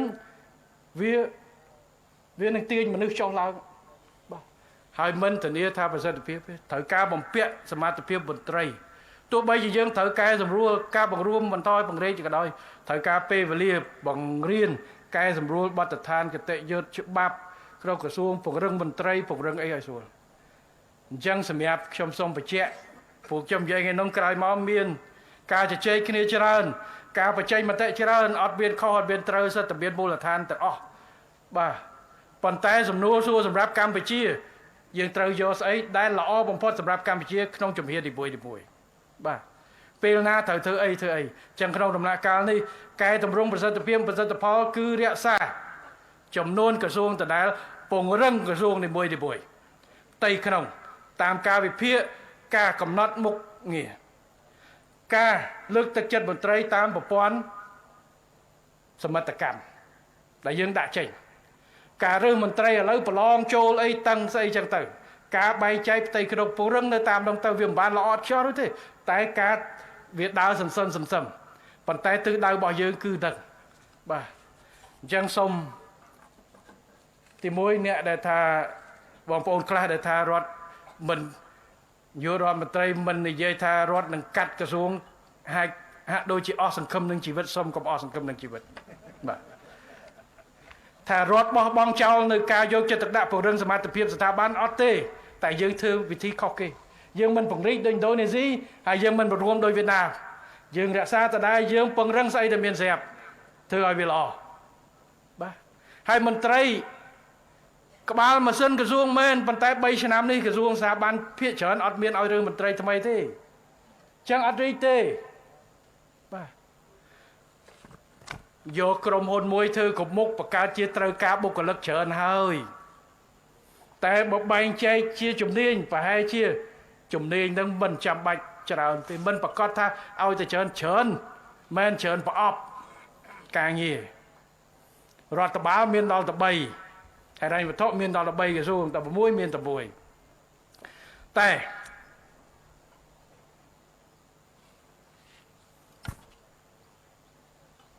ការធានានៅរបៀបរបបនឹងការដឹកនាំរដ្ឋរបស់យើងហើយសូមឲ្យមន្ត្រីរបស់យើងមានភាពដឹងណឺព្រោះអ្នកខ្លះរហូតដល់ថាដឹងស្អីលឺទៅកាត់កងកាត់ថែមអីមិនដឹងធ្វើការឈប់ធ្វើការទៅចាំគេដាក់ឲ្យស្រួលបួលសិនចាំគិតអត់ទេនៅធ្វើការបន្តបាទឲ្យមានភាពដឹងណឺហេតុអីបានជាខ្ញុំត្រូវនិយាយនៅថ្ងៃទៅរឿងនេះយើងគិតតែរឿងតូចការបញ្ចេញមតិប៉ុន្តែបញ្ចេញមតិរបស់អ្នកវិភាគរបស់ តាម Facebook របស់អ្នកនេះអ្នកនោះប៉ុន្តែវាជះទៅដល់សតិអារម្មណ៍របស់មន្ត្រីដែលមានភាពមិនច្បាស់លាស់វាពាក់ព័ន្ធដល់ស្ថាប័នរដ្ឋអញ្ចឹងបាទខ្ញុំត្រូវចេញមកបញ្យល់តតាំងទៀតឥឡូវខ្ញុំចេញមកតង់ទៀតមូលហេតុវាគ្មានជំរឿសណាមួយដែលត្រឹមត្រូវល្អឥតខ្ចោះនោះទេវាអាស្រ័យទៅលើស្ថានភាពជាក់ស្ដែងអត្ថិភាពរបស់រដ្ឋាភិបាលមួយបាទចង់ពង្រីកចង់បង្រួមប្រទេសផ្សេងគេធ្វើខុសគ្នាកលៈទេសៈខុសគ្នាពេលវេលាខុសគ្នាដើម្បីឆ្លើយតបទៅនឹងតម្រូវការរបស់ប្រជាពលរដ្ឋគេគ្មានរូបមន្តណាមួយត្រូវទេបាទថ្ងៃមុនពីណាគេយើងឲ្យសិក្សា model របស់សិង្ហបុរីដើម្បីយើងពង្រីកការអប់រំនិង TVET ណាបងប្អូនខាង TVET ដើម្បីយើងតម្រង់ទិសទៅឲ្យសិក្សាពីរូបមន្តដែលសិង្ហបុរីដែរអញ្ចឹងយើងសិក្សារូបមន្តដែលគាត់ធ្វើពីមុនមកតម្រង់ទិសអ្នកខ្លះទៅរៀនចំណេះដឹងទូទៅអ្នកខ្លះមក TVET ដើម្បីធានានៅតុល្យភាពនៃចំនួនធានានៅតម្រូវការកម្លាំងពលកម្មរបស់យើងស្របទៅតាមជំនាញហើយកុំឲ្យមានប្រកាន់តែតលតបាក់ដប់បានវាអត់ទេឬមួយក៏តលតែបញ្ញាបត្ររងពី UME បានខ្ពស់ជាងបញ្ញា TVET អត់ទេតម្លៃដូចគ្នាកម្លាំងដូចគ្នាជំនាញដូចគ្នាតម្រូវការខុសគ្នាអញ្ចឹងក៏មានអ្នកថាទៅសិក្សាអីឥឡូវសិង្ហបុរីគេដូរ model នឹងបាត់ហើយខ្ញុំថាមើលឲ្យច្បាស់ទៅប្រទេសមួយមុននឹងគេដូរយើងមិនអាចយើងប្រប៉ុណ្ណេះទៅ copy ប្រទេសគេក្នុងពេលនេះទេត្រូវមើលស្ថានភាព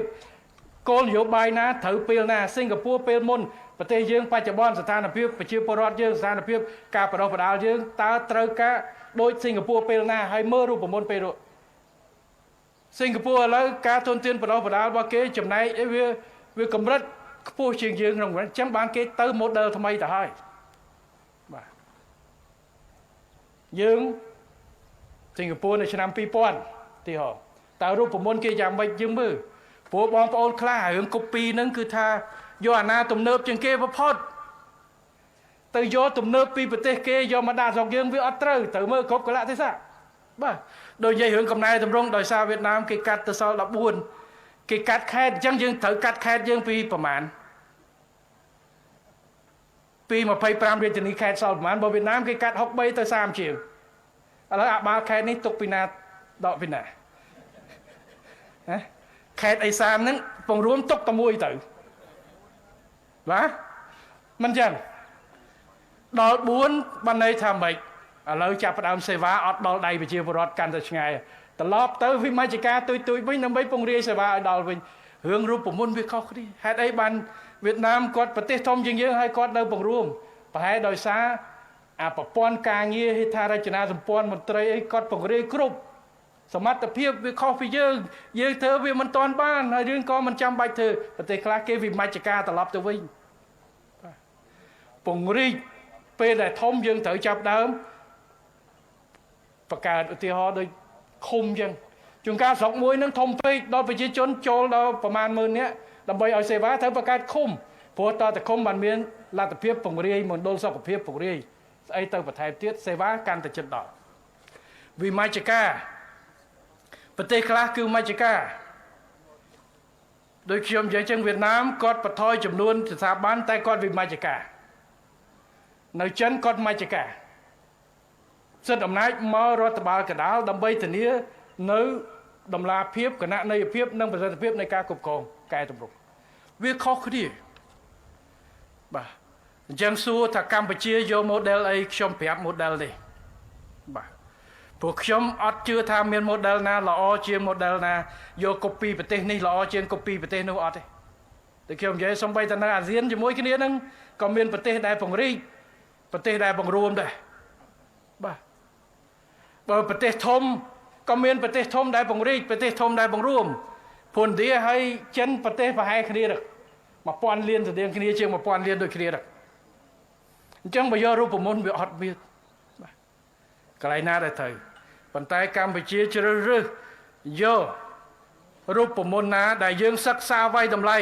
ហើយយើងគិតថាត្រូវសម្រាប់កម្ពុជាដែលធានាក្នុងការបង្កើនប្រសិទ្ធផលនិងប្រសិទ្ធភាព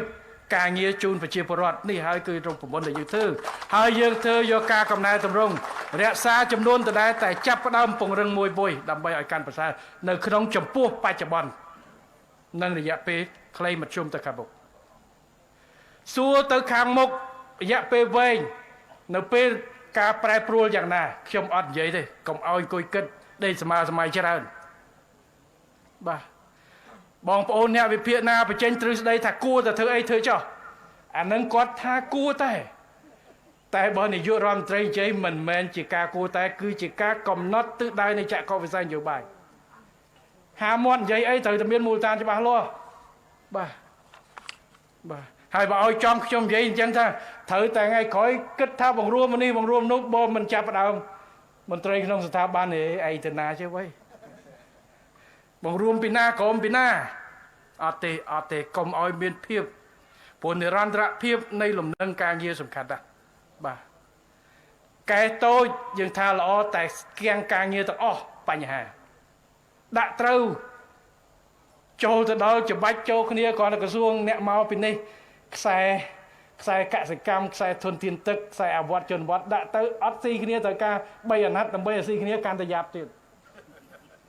ព្រោះក្នុងយុគតានក្នុងក្រសួងស្ថាប័នមួយក៏ប្រកួតគ្នាដើម្បីថាវិភាគអាណត្តិនេះត្រូវឲ្យយុគតានខ្ញុំច្រើនជាងព្រោះខ្ញុំបម្រើវាត្រូវតែអញ្ចឹងអានឹងក្នុងក្រសួងមួយផងដែលបម្រើតែវិស័យមួយមកដាក់3វិស័យជាមួយគ្នាទៀតអញ្ចឹងបន្តថាយើងអត់និយាយច្បាស់ទេហើយខ្ញុំមិនថាបងប្អូនថាចង់មករួមក្រសួងខុសឬមួយចង់បរិយាក្រសួងត្រូវទេកម្ពុជាគឺយើងដើរអភិក្រមធានាចីរភាពនិរន្តរភាពនិងភាពប្រកបវិជ្ជាក្នុងការធ្វើអាដើរយឺតតែដើរផ្លូវច្បាស់លាស់ប្រសើរជាងដើរលឿនហើយដើរខុសផ្លូវបាទហើយដើរខុសផ្លូវគ្រោះថ្នាក់ប្រយ័ត្នបកមកវិញគឺអត់ទេយើងដើរតាមផ្លូវហ្នឹងដើរដោយការគិតគូរច្បាស់លាស់ដើរដោយការទទួលខុសត្រូវនេះការកំណែតម្រង់រដ្ឋរបស់យើងហើយយើងបានដើរច្រើនអាណត្តិមកហើយក្នុងការពង្រឹងនេះយើងនៅបន្តគោលនយោបាយក្នុងការកែតម្រង់រដ្ឋតាមគោលនយោបាយដែលមានពីអាណត្តិមុនមកព្រោះវាត្រូវគ្រាន់ចំនួនវាអាចកើនវាអាចគិតថា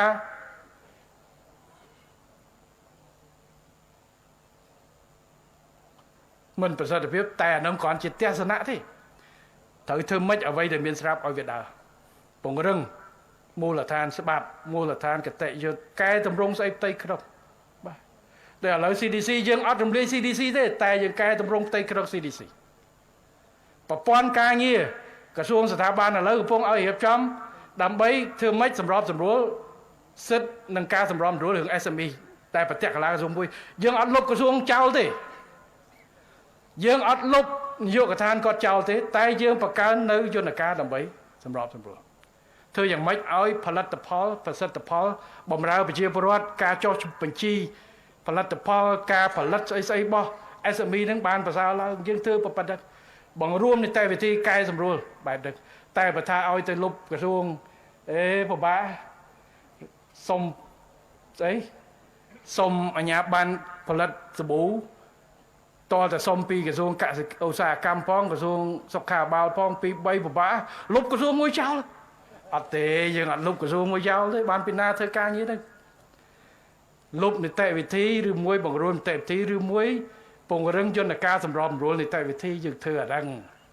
នេះហើយកំណែតម្រង់របស់កម្ពុជាអភិក្រមដែលកម្ពុជាទទួលយកបាទអាហ្នឹងគឺខ្ញុំសូមបញ្ជាក់ដែលយើងហៅឥឡូវចលភាពនៃប្រព័ន្ធតួអង្គតែមួយមានច្រើនស្ថាប័នតែក្រោមការគ្រប់គ្រងដោយបង្កើតមិញក្រុមការងារអន្តរក្រសួងសម្រាប់ជំរុញអភិវឌ្ឍនៅទិសឦសានអញ្ចឹងក្រសួងស្ថាប័នមានពន្ធដារមានស្អីកសិកម្មមានស្អីច្រើននៅមានស្រាប់តែយើងរៀបចំយន្តការនេះយន្តការបដិអសោតមួយនេះដើម្បីជួយជំរុញបាច់រត់ទៅក្រសួងហ្នឹងទេឲ្យសិទ្ធិគាត់ធ្វើដើម្បីអ្នកដែលវិនិយោគនៅខេត្ត4ហ្នឹងគឺកាត់ខ្លីចឹងអានឹងបង្កើនប្រសិទ្ធភាពបាទតែសួរថាទៅលុបក្រសួង4អត់ទេព្រោះគេមានការងារផ្សេងទៀតច្រើនបាទអានឹងគឺអញ្ចឹងនេះគឺជាកិច្ចការងារដែលពាក់ព័ន្ធជាមួយនឹងការជំរុញហេដ្ឋារចនាសម្ព័ន្ធធ្វើឲ្យប្រព័ន្ធការងារត្រូវតែដើរ ដើម្បីធានានៅនិរន្តរភាពនិងប្រសិទ្ធផលសក្តិភាពនៃការងារជូនប្រជាពលរដ្ឋធនធានមនុស្សត្រូវតែពង្រឹងអប់រំសុខាភិបាលហេដ្ឋារចនាសម្ព័ន្ធផ្លូវទឹកផ្លូវគោកផ្លូវអាកាសហេដ្ឋារចនាសម្ព័ន្ធ technology បាទព្រោះឥឡូវ technology ក៏គេហៅ infrastructure ដែរបកគោលអង់តែនភ្លើងបកគោលអង់តែនទូរស័ព្ទអង់តែនស្អីដែលអាចរៀបចំទៅបំរើទៅដល់ 5G ទៅដល់ AI ទៅដល់អីបាទភ្លើងតពង្រីកឲ្យបានច្រើនភូមិអីផ្សេងឈានទៅដល់ការតិចម្ដងចុះតម្លៃបច្ចេកវិទ្យារុញពង្រីកបន្ថែមនេះគឺជាការកសាងសេដ្ឋកិច្ចដែលមានភាពធន់បាទគ្រប់ទិសគ្រប់វិស័យធ្វើក្នុងពេលតែមួយអត់មានធ្វើមួយណាទុកមួយណាទេរុញទាំងអស់រូបមន្តក្រសួងតិចក្រសួងច្រើនសំណួរថាឥឡូវត្រូវធ្វើម៉េចចំនួននឹងអត់និយាយទេបាទហើយបើពីណាចង់ចាក់ខ្ញុំឲ្យនិយាយខ្ញុំអត់និយាយបាទមិនបាច់ខំប្រឹងទេខ្ញុំបញ្យល់ប៉ុណ្្នឹងហើយណាម៉ោងស្មើនេះអត់និយាយរឿងបង្រួមក្រសួងពង្រីកក្រសួងយើងនិយាយថែរក្សាដែលមានពង្រឹងមួយដែលមានស្រាប់ផ្ទៃក្នុងទៅអាចកែសម្រួលអគ្គនាយកឋានចំនួនក្នុងតែក្រសួងទៅដែរបាទព្រោះបកែពីលើត្រូវតកែទាំងមន្ទីរនៅខាងក្រោមទៀតអញ្ចឹងព្រួយទាំងក្រោមនៅទៀតបាទបើនៅវៀតណាមគាត់កែកាត់ចំនួនខេត្តហើយកាត់ស្រុកចោលមួយទៀតតាមខ្ញុំចាំគឺគាត់ដោយសារសមត្ថភាពឃុំគាត់មានសមត្ថភាពទួលខុសទៅយើងវិមជ្ឈការសិទ្ធិដល់ឃុំតែត្រូវធ្វើម៉េចបង្កើនសមត្ថភាពគណនេយ្យភាពនិងតម្លាភាពការគ្រប់គ្រងរបស់ឃុំមុននឹងយើងបង្កើនទៅឲ្យកុំឲ្យថ្ងៃមុនគ្រាន់តែរឿងដេញថ្លៃហ្នឹងបញ្ហាច្រើនបាទតើតែមានគណនេយ្យភាពមានសមត្ថភាពយើងអាចពង្រីកបានបើមិនអញ្ចឹងការពង្រឹងការវិមជ្ឈការសិទ្ធិអំណាចពិបាកធ្វើអញ្ចឹងបានចិនពេលដែលគាត់ធ្វើការកំណែតម្រង់ជាតម្រង់ធំគាត់យកមកដាក់កដាលដឹកនាំពីកដាលទៅតែយើងអត់ទេយើងវិមជ្ឈការតែឲ្យសិទ្ធិឲ្យការទទួលខុសត្រូវបង្កើនសមត្ថភាពឲ្យគាត់ផងបាទគណនេយ្យភាពនៃការទទួលខុសត្រូវបាទអញ្ចឹងបានត្រូវពង្រឹងបែបនេះការកំណែតម្រង់រដ្ឋមិនស្រួលទេមិនអាចយករូបមន្តអ្នកនេះទៅនេះដោយសារគេធ្វើអញ្ចេះបានល្អអត់ទេសួរថាឥណ្ឌូនេស៊ីពង្រីកពី34ទៅ48ក្រសួងតើគេអត់មានអ្នកចេះអីបាទគេអត់មានអ្នកចេះអីប្រហែលដោយសារគេមើលបញ្ហាមាន34នឹងកន្លែងខ្លះសេវាវាអត់ប្រសិទ្ធភាពវាធំពេកវាយឺតពេកបានគេបំបីទៅជាអតិភិបពេលខ្លះវាចឹងអាហ្វ្រិកខាងត្បូងឥណ្ឌាបាទរូបមន្តទៅពីណាល្អជាងបង្រួមឬបង្រីកអត់និយាយស្អីដែលមានពង្រឹងស្អីដែលមានស្រាប់ហ្នឹងបាទហើយប្រជាពលរដ្ឋគាត់ចឹងដែរគាត់ថាអាធំមិនអាធំក៏ធំអាតូចក៏តូចតែធ្វើម៉េចសេវាឲ្យខ្ញុំកាន់តែល្អទៅបាទនឹងដូចរឿងថ្ងៃមុនថាដុតទៀនពីលើទៅក្រោមទៅលើវាមិនអីទេឲ្យតែឆេះទាំងអស់ក្រសួងប្រមាណក៏បានបច្ចុប្បន្ននេះកុំអាលគិតរឿងចំនួនគិតថាស្អីដែលមានស្រាប់ឲ្យប្រសើរឲ្យកាន់តែប្រសើរឲ្យបានសក្តានុពលសិនបាទក្នុងមួយជំហានបាទទៅថ្ងៃអនាគតវែងឆ្ងាយស្ថានភាពប្រែប្រួលនឹងយើងគិតទៀតបាទតែឥឡូវចំពោះមុខគឺបញ្ចប់រឿងនិយាយហើយព្រោះបើតែនៅតែមានការគិតគូរទៅដល់ហើយសូមកុំឲ្យបាទអ្នកដែលតូចចិត្តវាសនានឹងតវ៉ាព្រមគិតថាជីវិតចប់ហើយរដ្ឋាភិបាលអត់ប្រកាសកាត់បន្ថយក្រសួងនោះអត់ទេបាទទុកការគិតនឹងវិញឥឡូវបែរមកប្រាប់ថាឥឡូវនេះបើរដ្ឋាភិបាលយកជំរឿសនឹងហើយខ្ញុំក្នុងនាមជាអ្នកសិក្សាស្រាវជ្រាវបើយក model ហ្នឹងខ្ញុំជូនយោបល់អញ្ចេះអាហ្នឹងល្អកុំថាត្រូវតែធ្វើតាមខ្ញុំគិតបានខ្ញុំឲ្យយោបល់បើមិនចឹងខ្ញុំចប់ខ្ញុំបាក់ទឹកចិត្តខ្ញុំលេងនិយាយអត់ទេថាឥឡូវបើយក model ហ្នឹងរដ្ឋាភិបាលនៅរក្សាដដែលធ្វើកំណែតម្រង់ដូចធ្វើរាល់ថ្ងៃហ្នឹងខ្ញុំជូនយោបល់ថាក្រសួងនេះពង្រឹងនេះអីចេះក្រសួងនេះជន់គ្នាចេះអីចេះ អាចកែតម្រួលមុខងារអានឹងយើងស្វាគមន៍ជួយបាទអានឹងវិញចឹងយើងបែរមកប្រាប់ថាឥឡូវនេះ model វាមាន2 3ឥឡូវរដ្ឋយើងយក model ហ្នឹងពង្រឹងពង្រីកគេថាអត់ពង្រីកពង្រឹងអ្វីដែលវាស្រាប់ឥឡូវខ្ញុំឲ្យយោបល់ក្នុងរូបមន្តហ្នឹងអាហ្នឹងខ្ញុំស្វាគមន៍បាទអាហ្នឹងខ្ញុំពីណាដែលនិយាយទៅត្រូវដាក់ខ្លួនអាហ្នឹងខ្ញុំឲ្យយោបល់ហ្នឹងវិញបាទហើយយើងស្វាគមន៍អាហ្នឹងតែបើថានៅប្រកាន់ចំហតាតលតាបង្រួមអត់ទេកុំឲ្យនិយាយគ្នាអត់និយាយបាទហើយបើបង្រួមហ្នឹងរដ្ឋាភិបាលល្ងងទៅតាមដំណើរទៅចេះតែអីទៅតែខ្ញុំស្វាគមន៍នៅយក model យើងនេះហើយឲ្យយោបល់មកថាឥឡូវយក model ហ្នឹងទៅធ្វើស្អីខ្លះចំណុចខ្សោយយ៉ាងម៉េចខ្លះក្រសួងនេះគួរតែពង្រឹងស្អីខ្លះកន្លែងនេះជន់គ្នាយ៉ាងម៉េចស្អីយ៉ាងម៉េចអានឹងយើងអូខេបាទ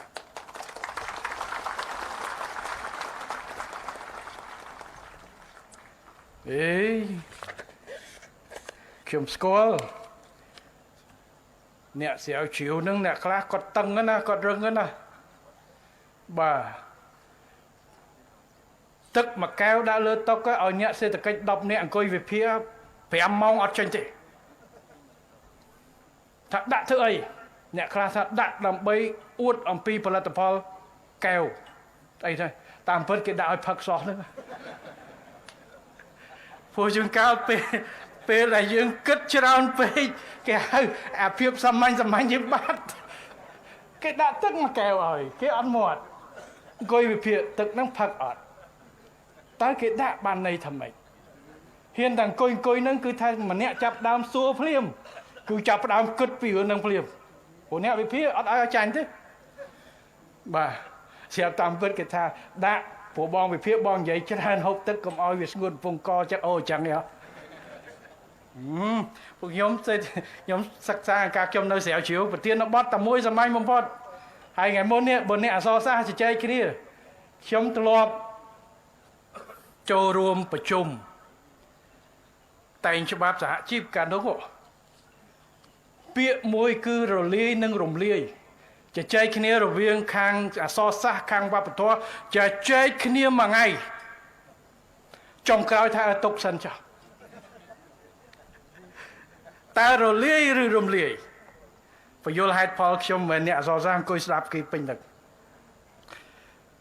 ប៉ុន្តែសួរថាមិនអោយគាត់ជជែកអត់ទេត្រូវបញ្ចេញមតិយើងស្វាគមន៍ទាំងអស់គ្នាប៉ុន្តែពេលខ្លះកុំយកតែចំហមួយទឹកព្រោះវាខ្ទាស់បើន័យថាវាអត់ទៅមុខយើងនឹងបោះបង់ចោលយកអ្វីដើម្បីការផលប្រយោជន៍រួមឧទាហរណ៍ថារឿងយុទ្ធការនេះបើដាក់អានឹងវាមិនត្រូវជាជំរឿនដែលត្រូវបានជំរឿនកុំបិទច្រកកុំបដិការឈប់ចូលរួមយោបល់ឈប់វិភាគផ្ដល់យោបល់មកយករូបមន្តនឹងខ្ញុំឲ្យអានឹងយើងទទួលវាស្រួលវាអត់មានអីទៅបាទព្រោះឥឡូវយើងឃើញមានអ្នកវិភាគច្រើនហើយខ្ញុំលើកស្វាគមន៍ព្រោះកាលមុនឃើញតែអ្នកវិភាគជេរយកស៊ីអារម្មណ៍តែឥឡូវយើងមានអ្នកវិភាគសិក្សាបានច្រើនបាទអត់ចាំបាច់ត្រូវតែមានយន្តការស្អីទេហើយប្រជាពលរដ្ឋយើងក៏ចូលរួមវិភាគដែរព្រោះជួនកាលវិភាគមិនមែនចាំបាច់តតអ្នកហ៊ានទេអ្នកដែលមានបទពិសោធន៍ធ្វើការងារឧទាហរណ៍វិភាគបញ្ចេញមតិទៅលើប្រព័ន្ធការងារជួយធុរកិច្ចបច្ចុប្បន្នអ្នកដែលមានបទពិសោធន៍ធ្វើធុរកិច្ចនឹងគាត់ចង្ការច្បាស់ជាងអ្នកសិក្សាផងព្រោះគាត់ប្រឡូកផ្ទាល់គាត់លើកយោបល់ផ្ទាល់បាទអញ្ចឹងបានន័យថាអ្វីដែលយើងធ្វើការកសាងទាំងមូលដ្ឋានហេដ្ឋារចនាសម្ព័ន្ធទាំងការកែតម្រង់រដ្ឋទាំងប្រព័ន្ធការងាររបស់រដ្ឋគឺសិតតែធ្វើឲ្យរាជរដ្ឋាភិបាលរបស់យើងមានលទ្ធភាពបម្រើប្រជាជនឲ្យកាន់តែប្រសើរឡើងកាន់តែបង្កើតសមិទ្ធផលឲ្យកាន់តែច្រើនឡើងជូនប្រជាពលរដ្ឋកាត់បន្ថយនៅភាពអវិជ្ជមាននិងបង្កើននៅប្រសិទ្ធភាពនិងសក្តិភាពនៅក្នុងការបម្រើសេវាឲ្យប្រជាពលរដ្ឋទោះបីជារូបមន្តយើងមិនកូពីប្រទេសណាក៏ដោយតែយើងមានមូលហេតុច្បាស់លាស់របស់យើងហើយជាពិសេសគឺពាក់ព័ន្ធទៅនឹងការកែតម្រង់រដ្ឋការកែសម្រួលស្ថាប័ននេះនិងការអធិភាពរបស់យើងហ្នឹងសូមឲ្យបញ្ជាក់ប៉ុណ្ណឹងបាទថ្ងៃនេះនិយាយតែពីផ្លូវទេសម្ពោធផ្លូវតែនិយាយរឿងកំណែតម្រង់រដ្ឋតែវាពាក់ព័ន្ធជាមួយគ្នាបាទវាជាមួយគ្នាទាំងអស់ទៅ បាទហើយខ្ញុំសូមឲ្យក្នុងការខ្ញុំយកឱកាសនេះក៏អរគុណទៅដល់ធនាគារពិភពលោកផងដែរដែលបានជាដៃគូល្អនិងដៃគូទាំងអស់បាទមានលោកស្រី Tanya Mayer ដែលចូលរួមថ្ងៃនេះបាទផងដែរគឺចក្ខុវិស័យរបស់យើងដូចគ្នាបាទអតិភិបនៃការអភិវឌ្ឍប្រទេសដូចគ្នាដើម្បីផលទៅដល់ប្រជាពលរដ្ឋរាជរដ្ឋាភិបាលបម្រើប្រជាពលរដ្ឋដៃគូមកដាក់គោលនយោបាយដើម្បីអភិវឌ្ឍប្រទេសដូចគ្នាហើយដៃគូធនាគារពិភពលោកតាំងពីកម្ពុជាកសាងប្រទេសក្រោយពីសង្គ្រាមមកក៏ដើរតួនាទីហើយសូមបន្តបាទធនាគារពិភពលោកបន្តជួយទៅដល់ការអភិវឌ្ឍសង្គមសេដ្ឋកិច្ចកម្ពុជាបន្ថែមទៀតលើវិស័យសក្តានុពលជាពិសេសសក្តានុពលកម្មវិស័យអប់រំបណ្ដុះបណ្ដាលវិជ្ជាជីវៈវិស័យកសិកម្មកសិពាណិជ្ជកម្មវិស័យទេសចរវិស័យកម្មន្តសាលវិស័យសុខាភិបាលនិងវិស័យហេដ្ឋារចនាសម្ព័ន្ធប្រកបដោយប្រសិទ្ធភាពព្រោះទាំងអស់នេះគឺសិតតែជាគោលដៅសំខាន់បំផុតដើម្បីធានាចីរភាពនិងភាពធន់នៃការវិវត្តសេដ្ឋកិច្ចរបស់យើងបាទហើយកម្ពុជាក៏សូមអរគុណទៅដល់បណ្ដាដៃគូទាំងអស់និងអ្នកវិនិយោគទាំងក្នុងនិងក្រៅប្រទេសនៅក្នុងវិស័យឯកជនដែលបានចូលរួមជាដៃគូល្អនៅក្នុងការជួយអភិវឌ្ឍប្រទេសបង្កើតការងារទាញចូលនៅបច្ចេកវិទ្យាដើម្បីទាញយកសក្តានុពលពីក្នុងប្រទេសយើងបង្កើតផលិតផលក្នុងប្រទេសឲ្យបានកាន់តែច្រើនជាជាងប្រទេសដែលត្រឹមតែនាំចេញនៅផលិតផលដើមទៅជាប្រទេសអាចកែច្នៃផលិតផលពាក់កណ្ដាលសម្រេចនិងសម្រេចខ្លួនឯងងាយមិញលោកជំទាវចំនិមលគាត់បាញ់រូបរបស់ខ្ញុំសម្ដេចសុំរាយការណ៍ឥឡូវអង្គយើងផលិតផលកសិកម្មយើងមានដាក់នៅ Costco នៅអាមេរិកដាក់នៅនេះខ្ញុំថាឥឡូវយើងដាក់មើលជួយធ្វើមើលក្រសួងពាណិជ្ជកម្មកំបាញ់ឲ្យទៅនាយករដ្ឋមន្ត្រីមើលបង្កើតជាវីដេអូមួយឲ្យសម្ភាសបងប្អូននៅក្រៅប្រទេសដើម្បីបង្ហាញប្រជាជនយើងក្នុងប្រទេសហើយអ្នកនៅក្រៅប្រទេសខ្លួនឯងផងឲ្យដឹងថាផលិតផលខ្មែរយើងបានមកដល់ហើយទៅដល់នេះដល់នោះហើយកូនខ្មែរយើងអាចមានសមត្ថភាពកែច្នៃវិច្ឆ័ពខ្លួនឯងស្តង់ដារបរទេសហើយតើឲ្យយើងមានមោទនភាពផងកុំឲ្យគេថាអត់ធ្វើអីទាំងអស់បាទនាំចេញនឹងនាំចេញទៅណាកំណើនយើងនាំចេញអង្គនាំចេញអីច្រើនចិត្ត1លានតោនណាឡើងក៏បែរទៅណាខ្លះប្រាប់ផងថាទៅដល់ណាខ្លះថតឲ្យបង្ហាញព្រោះប្រជាពលរដ្ឋយើងនៅក្រៅប្រទេសខ្ញុំឃើញបងប្អូននៅអាមេរិកទៅអីគាត់មានមោទនភាពគាត់សុខចិត្តជីងឡានកន្លែងខ្លះ50 100គីឡូ100ម៉ាយទៅទិញកខ្មែរថតប្រអស់នេះកម្ពុជានឹងជាមោទនភាពរបស់យើងជាជាតិខ្មែរពង្រឹងសមត្ថភាពរបស់យើងគ្រប់វិស័យទាំងអស់កាលមុនមានវេយនកម្មវេយនភ័ណ្ឌកៅអៅស្អីៗហ្នឹងជំនួយការមួយខ្ញុំទៅដល់អាមេរិកគេទៅដើរផ្សារទិញខោមួយអា511ខោតាហ៊ាន$45អួតបងខ្ញុំទិញខោនេះស្អាតដល់បើកមើល made in Cambodia ដល់អញ្ចឹងទិញទូទំពង5ហៀមិត្តភក្តិគ្រួសារជាមួយពុនខ្ញុំគាត់រៀននៅអាមេរិកនៅ Boston គាត់មកគាត់ shopping នៅកៅអៅគាត់ខ្លួនក៏គាត់ទិញនៅទូទំពូដូចតែគ្នាពាក់យកទៅផ្សារពុះបាក់ដូចតែគ្នាទៅដល់ពួកម៉ាក់ថាអត់ទេអត់អីទេគាត់ថាកៅអៅពីស្រុកខ្មែរប្រហែលជាដេអត់ជាប់ដល់អាវដូចគ្នានឹងពួកអាវ brand ក៏អត់មើល brand ដែរដល់គាត់ទៅផ្សារមួយ$80គាត់ថាអាហ្នឹងដូចគ្នាវិញបាទគាត់មកវិញអាវនឹងសុំសមត្ថភាពទឹកដៃយើងផលិតនាំចេញគុណភាពបាទអ្វីដែលសំខាន់បើកទៅទីផ្សារ direct យើងនាំផលិតផលយើងចេញធ្វើទៅផ្លូវ direct តភ្ជាប់កាត់បន្ថយការដឹកជូនយើងនឹងពង្រីកយើងធ្វើមិនបានទាំងអស់ក្នុងពេលតែមួយទេតែយើងពង្រីកបានច្រើនបាទផលពីណាផលយកម្នាក់មូលដ្ឋានបាទកសិផលដាំនៅកញ្ចេះនៅរតនគិរីមណ្ឌលគិរីអាចឡើងទៅដល់ក្រៅជាជាងនៅក្នុងបាទហើយមិនមែនតែផលិតផលដើមអាចទានជារបស់កំប៉ុងរបស់ស្អីឆ្នៃប្រឌិតនៅក្នុងនោះអានឹងដែលយើងចង់ជំរុញហើយវាប្រតិកលាគ្នាទាំងអស់បាទរួមទាំងកំណែតម្រង់រដ្ឋ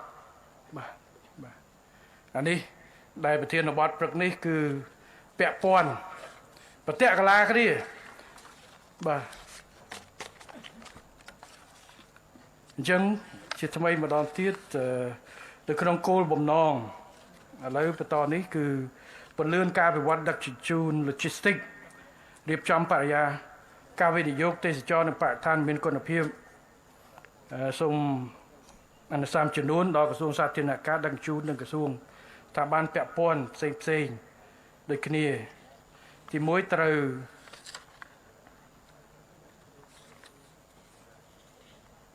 ពង្រឹងកិច្ចសហប្រតិបត្តិការនិងប្រតិកិច្ចសហប្រតិបត្តិជាមួយដៃគូអភិវឌ្ឍដើម្បីជំរុញការអភិវឌ្ឍប្រព័ន្ធដឹកជញ្ជូននិង Logistics នៅកម្ពុជាឲ្យមានគុណភាពប្រសិទ្ធភាពតម្លាភាពនិងគណនេយ្យភាពជាមួយគ្នានេះក្រសួងសាធារណការដឹកជញ្ជូនត្រូវជំរុញការអនុវត្តគម្រោងហេដ្ឋារចនាសម្ព័ន្ធតភ្ជាប់ប្រតិកលាដែលកំពុងសិក្សានិងការបង្កើតមណ្ឌល Logistics នៅភូមិភាគឦសានដើម្បីគ្រប់គ្រងដល់ការអនុវត្តកម្មវិធីពិសេសជំរុញការវិនិយោគក្នុងខេត្តទាំង4ភូមិភាគឦសាននៃប្រជាណាចក្រកម្ពុជាឆ្នាំ2025-28ប្រកបដោយភាពជោគជ័យទី2ត្រូវបន្តការសិក្សាលទ្ធភាពបើកច្រកទ្វារព្រំដែនថ្មីរវាងកម្ពុជាវៀតណាមកម្ពុជាឡាវបន្ថែមទៀតស្របតាមការពិនិត្យភាសារវាងរាជរដ្ឋាភិបាលកម្ពុជាជាមួយរាជរដ្ឋាភិបាលវៀតណាមនិងរដ្ឋាភិបាលឡាវកន្លងមកព្រមទាំងប្រឹងប្រែងជំរុញការសិក្សាសាងសង់ហេដ្ឋារចនាសម្ព័ន្ធតភ្ជាប់ក៏ដូចជាការតភ្ជាប់ផ្លូវល្បឿនលឿនភ្នំពេញវត្តផ្លូវល្បឿនលឿននិងផ្លូវល្បឿនលឿនពីហូជីមិញមកបាយរបស់វៀតណាមការកសាងស្ពានឆ្លងកាត់ទន្លេរពៅនៅខេត្តព្រះវិហាររបស់កម្ពុជាទន្លេសេលំផៅខេត្តចំប៉ាសាក់របស់ឡាវការជំរុញការបើកប្រតិបត្តិការដឹកជញ្ជូននៅច្រកទ្វារព្រំដែនមើលជ័យខេត្តព្រៃវែងរបស់កម្ពុជាច្រកទ្វារព្រំដែនតាណាំនៃខេត្តតៃninhរបស់វៀតណាមការជំរុញបើកច្រកទ្វារព្រំដែនរវាងកម្ពុជារតនគិរីនិងខេត្តអត្តពើរបស់ឡាវដើម្បីសម្រួលដល់ការធ្វើពាណិជ្ជកម្មរំហូរទេសចរការដឹកជញ្ជូននិងការតភ្ជាប់រវាងប្រជាជនទាំងពីរប្រទេសទី3ត្រូវសិក្សាសមិទ្ធិលទ្ធភាពសម្រាប់ការតភ្ជាប់ប្រតិកលារវាងបណ្ដាញដឹកជញ្ជូនពហុមធ្យោបាយរួមមានផ្លូវគោកផ្លូវដែកផ្លូវទឹកផ្លូវថ្នល់ផ្លូវដែកផ្លូវទឹកនិងកំពង់ផែដោយផ្ដល់អាទិភាពខ្ពស់លើការតភ្ជាប់រវាងទីក្រុងតំបន់ទីក្រុងតំបន់ជនបទតំបន់កសិកម្មតំបន់ឧស្សាហកម្មតំបន់ទេសចរតំបន់សមុទ្រព្រមទាំងការជំរុញការអនុវត្តផែនការមេផ្សេងផងដែរ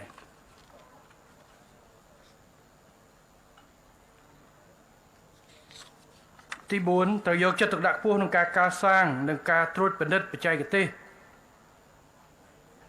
គម្រោងសាងសង់ហេដ្ឋារចនាសម្ព័ន្ធរូបវន្តឲ្យត្រឹមត្រូវតាមស្តង់ដារបច្ចេកទេសប្រកបដោយគុណភាពខ្ពស់និងបញ្ជាឲ្យបានជាអតិបរមានៅការប៉ះពាល់ជាវិជ្ជមានលើបរិស្ថានដ៏ស្រស់ស្អាតរបស់យើងជាមួយគ្នានេះត្រូវបន្តពង្រឹងប្រសិទ្ធភាពតម្លាភាពនិងគណនេយ្យភាពរបស់ស្ថានីយ៍ជញ្ជីងដើម្បីជំរុញការអនុវត្តច្បាប់តឹងរ៉ឹងមិនលើកលែងចំពោះការដឹកជញ្ជូនផ្សេងៗដែលលើសទម្ងន់ទី5ត្រូវបន្តការពង្រឹងកិច្ចសហប្រតិបត្តិការពង្រឹងការសហការជាមួយក្រសួងស្ថាប័នពាក់ព័ន្ធរដ្ឋបាលដើម្បីដាក់ចេញនៅយន្តការដើម្បីដោះស្រាយបញ្ហាដែលកើតមានតាមបណ្ដាដងផ្លូវដូចជាការដឹកជញ្ជូនលើសទម្ងន់កម្រិតកំណត់ការអនុវត្តនិងការពិនិត្យផ្សព្វផ្សាយច្បាប់ចរាចរណ៍ផ្លូវគោកការដាក់សញ្ញាចរាចរណ៍នៅតាមកន្លែងដែលមានការកកស្ទះចរាចរណ៍កន្លែងដែលតែងតែមានគ្រោះថ្នាក់ចរាចរណ៍ញឹកញាប់ការកំណត់ល្បឿនជាអតិបរមាបានល្អចំណុចនេះខ្ញុំចង់ឲ្យយកចិត្តទុកដាក់ទៅលើការជួសជុលថែទាំអានឹងក្នុងរបាយការណ៍បាយដំពេញពលាបាននិយាយហើយការជួសជុលថែទាំសំខាន់ដើម្បីឲ្យអាយុរបស់ផ្លូវនឹងវាវែងបាទអញ្ចឹងសូមមើលការវិភាគថវិកាបាទមិនថាក្រសួងសាធារណការដឹងជូនទេ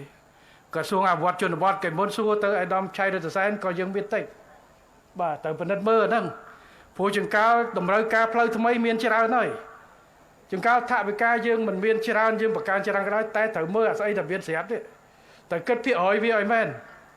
បាទព្រោះយើងយកចិត្តទុកដាក់ទៅធ្វើតែថ្មី3ឆ្នាំមកខ្ទេចដដែលអស់ដដែលត្រូវថែទាំវាហើយខ្ញុំសួរដោយថវិកាភូមិថវិកាឃុំសង្កាត់អត់មានទេណាថវិកាថែទាំមានតែថវិកាអភិវឌ្ឍដល់អញ្ចឹងឧទាហរណ៍ផ្លូវឃុំសង្កាត់ត្រូវមើលព្រោះត្រូវមានភាពជាដៃគូរវាងអ្នកធ្វើនិងអ្នកថែព្រោះអភិវឌ្ឍជនបទធ្វើប៉ុន្តែឃុំសង្កាត់ជាម្ចាស់ត្រូវមានលទ្ធភាពក្នុងការថែទាំកម្រិតណាបើមិនអញ្ចឹងទេខ្ទេចអស់ហើយចាំអភិវឌ្ឍជនបទចុះមកគាត់មានរាប់ម៉ឺន រាប់ពាន់ឃុំទៅធ្វើមិនអស់បាទអញ្ចឹងខ្ញុំសូមឲ្យបណ្ឌិតមើលអានឹងឡើងវិញបាទព្រោះស្ដាយទៅខ្ញុំទៅថ្ងៃមុនជិះផ្លូវ44អញ្ចឹង44ល្អខ្ញុំធ្លាប់ជិះម៉ូតូតែឥឡូវចាប់ផ្ដើមសបុកមាន់បាទខ្ញុំប្រាប់ខេត្តមើលផងហើយខាងសាធារណការក៏ជួសជុលផងខ្ញុំប្រាប់ខេត្តដែរខេត្តមិនត្រូវតែពឹងទៅលើទេណាអានឹងដីរបស់សាធារណការប៉ុនវានៅក្នុងខេត្តរបស់យើងឥឡូវបើវាសបុកមាន់នឹងអថវិកាខ្លះយើងវិភាគយកជួសជុលវាទៅអញ្ចឹងបានឯកឧត្តមជាមច័ន្ទសុភ័ណ្ឌគាត់ថាខ្ញុំធ្វើដែរអត់ចាំលើព្រោះទៅលើជួនកាលដល់អស់ធំពេកគេលែងធ្វើឲ្យខ្ញុំអញ្ចឹងអានៅតិចខ្ញុំជួសជុលដាក់មន្ទីររបស់ខ្ញុំនឹងអថវិកាខេត្តខ្លះដាក់មកឆ្នៃប្រឌិតអាផេះស្អីហ្នឹងអាឡូអីទុយជួសជុលវាទៅបើយើងកន្លែងចាំអាទុយហ្នឹងណាដល់ពេលវាចាប់ដើមរិចធំវាខូចធំគេមកជួសជុលធំខូចហើយខាតពីណាខាតយើងអញ្ចឹងរវាងអ្នកធ្វើនិងភាពជាម្ចាស់ត្រូវមើលអាហ្នឹងអភិវឌ្ឍជនបទធ្វើតែភាពជាម្ចាស់ត្រូវឃុំត្រូវស្រុកអញ្ចឹងតែមើលក្នុងការវិភាគនឹងគូមានកញ្ចប់ខ្លះសម្រាប់ជួសជុលហើយឲ្យចំគោលដៅបាទអាតិចហ្នឹងគឺជួយបាទថ្ងៃមុនដោយអាដាមខុយរីដាគាត់ចុះទៅធ្វើមានការរិះគន់ច្រើនប៉ុន្តែវាមិនមែនរឿងចង្វាយខេត្តទៅធ្វើប៉ុន្តែជាសារមេកពូលរបស់ខេត្តដែលចុះទៅធ្វើគឺជាការដាស់តឿននិងការឲ្យចាប់អារម្មណ៍ធំណាស់សារនយោបាយធំគេចុះជាសារនយោបាយធំដើម្បីឲ្យយើងយកចិត្តទុកដាក់ថានេះភាពជាម្ចាស់ព្រោះពេលខ្លះទម្ងន់ខុសគ្នាកញ្ចក់ទម្ងន់នៃតួអង្គសំខាន់បាទធ្វើដូចគ្នាបាទ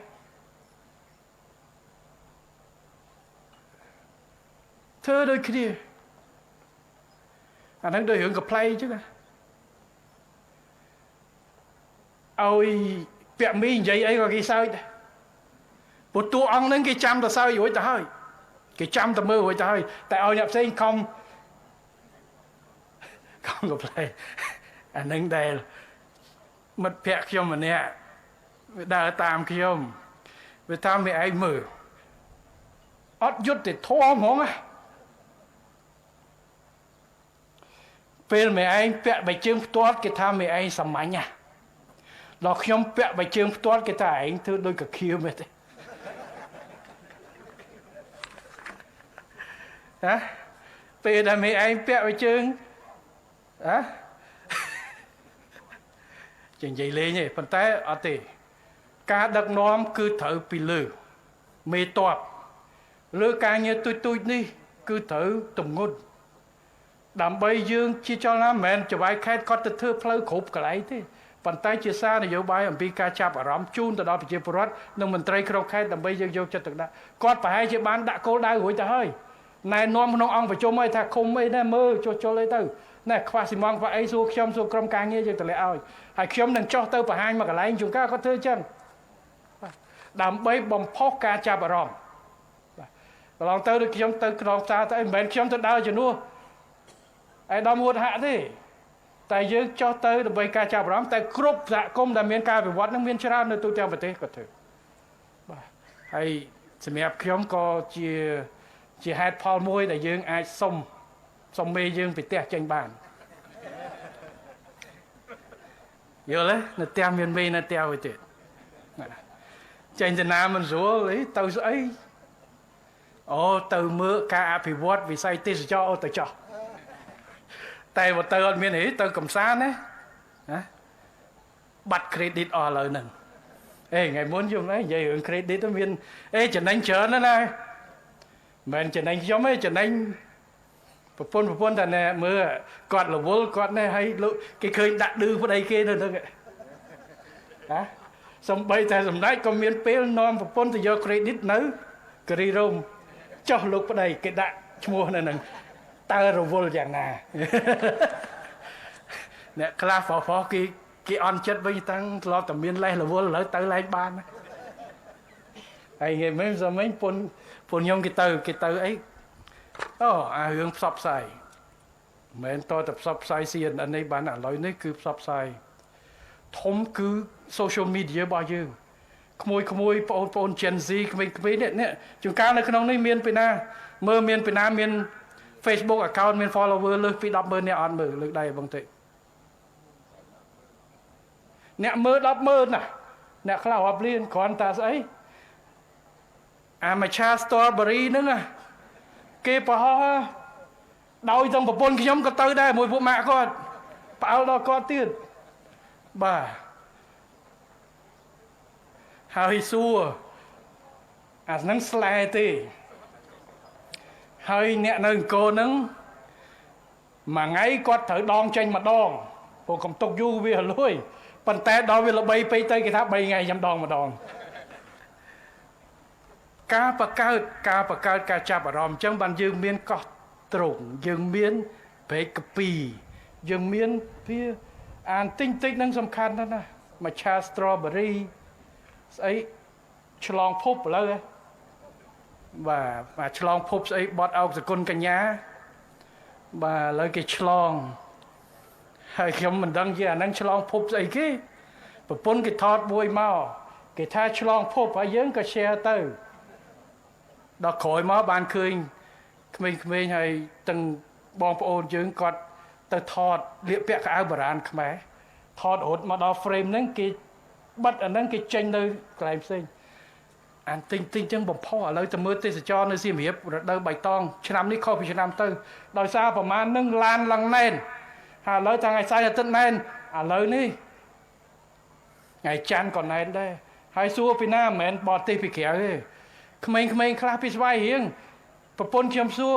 ប្រឡងបាក់ឌុបជាប់កាលយើងប្រឡងបាក់ឌុបជាប់ត្រឹមជិះកង់ជិះម៉ូតូទៅគៀនស្វាយឥឡូវក្មេងៗគេមានលទ្ធភាពម៉ៅឡានបើទៅស្គៀមរៀប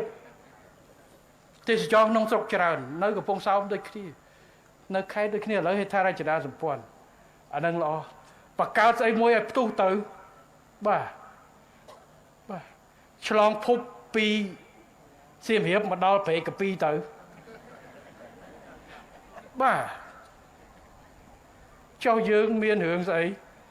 យើងមានរឿងកភើឆារវ័នមានប្រវត្តិមានស្អីដែរđâuមិនចឹងបាទម៉ែកភើមានដាតទេ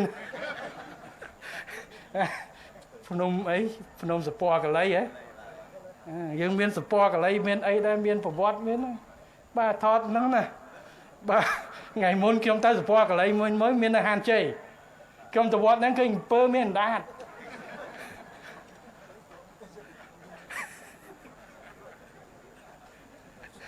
អត់ទេអាទូចនឹងបើយើងធ្វើត្រូវផ្សព្វផ្សាយត្រូវយើងទាញហើយដូចខ្ញុំនិយាយកុំគិតរឿងទី1យើងធ្វើឲ្យពីណាអភិវឌ្ឍនៅក្នុងខេត្តមួយគិតឲ្យប្រជាជនក្នុងខេត្តជាគោល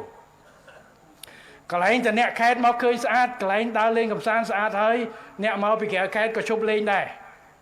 ថ្ងៃក្រោយទេសចរក៏មកនៅកញ្ចេះមានផ្សោតនៅរតនគិរីមានបឹងអកកសែងនៅស្ទឹងត្រែងមានស្អីចឹងទៅស្អីថ្ងៃមុននេះហើយអាចបង្កើតបន្ថែមទៀត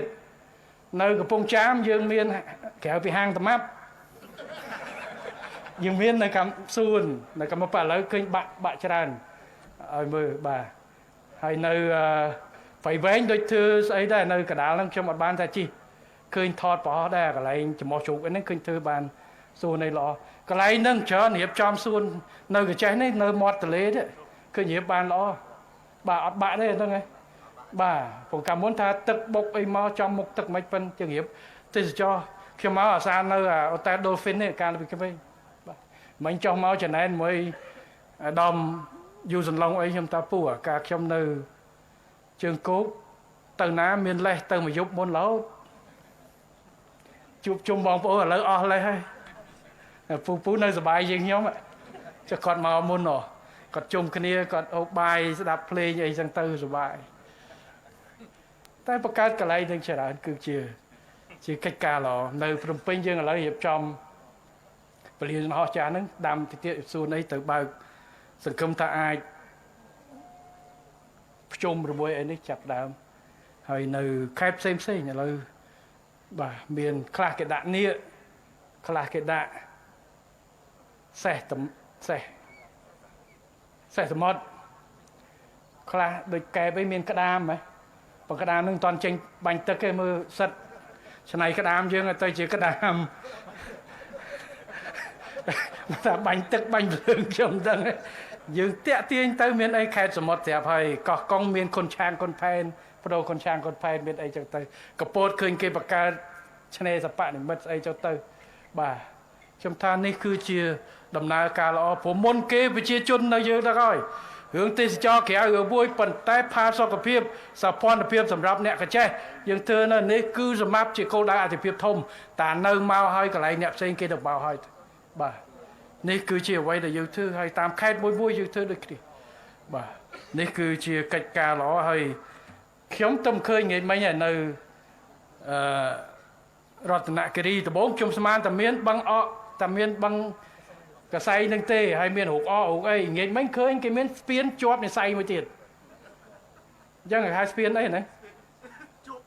ស្ពានជួបស្នេហ៍បាទអត់ទេអាចមែនព្រោះស្ពានហ្នឹងគេធ្វើបែកតែឈើធម្មតាមិនបាច់ស្អាតបេតុងឲ្យធ្វើរបៀបធម្មជាតិហ្នឹងល្អជាងធ្វើរបៀបហ្នឹងគាត់ទៅដើរមិនស្រួលធ្លាក់ទឹកចាប់ទៅជួបស្នេហ៍កាយទៅ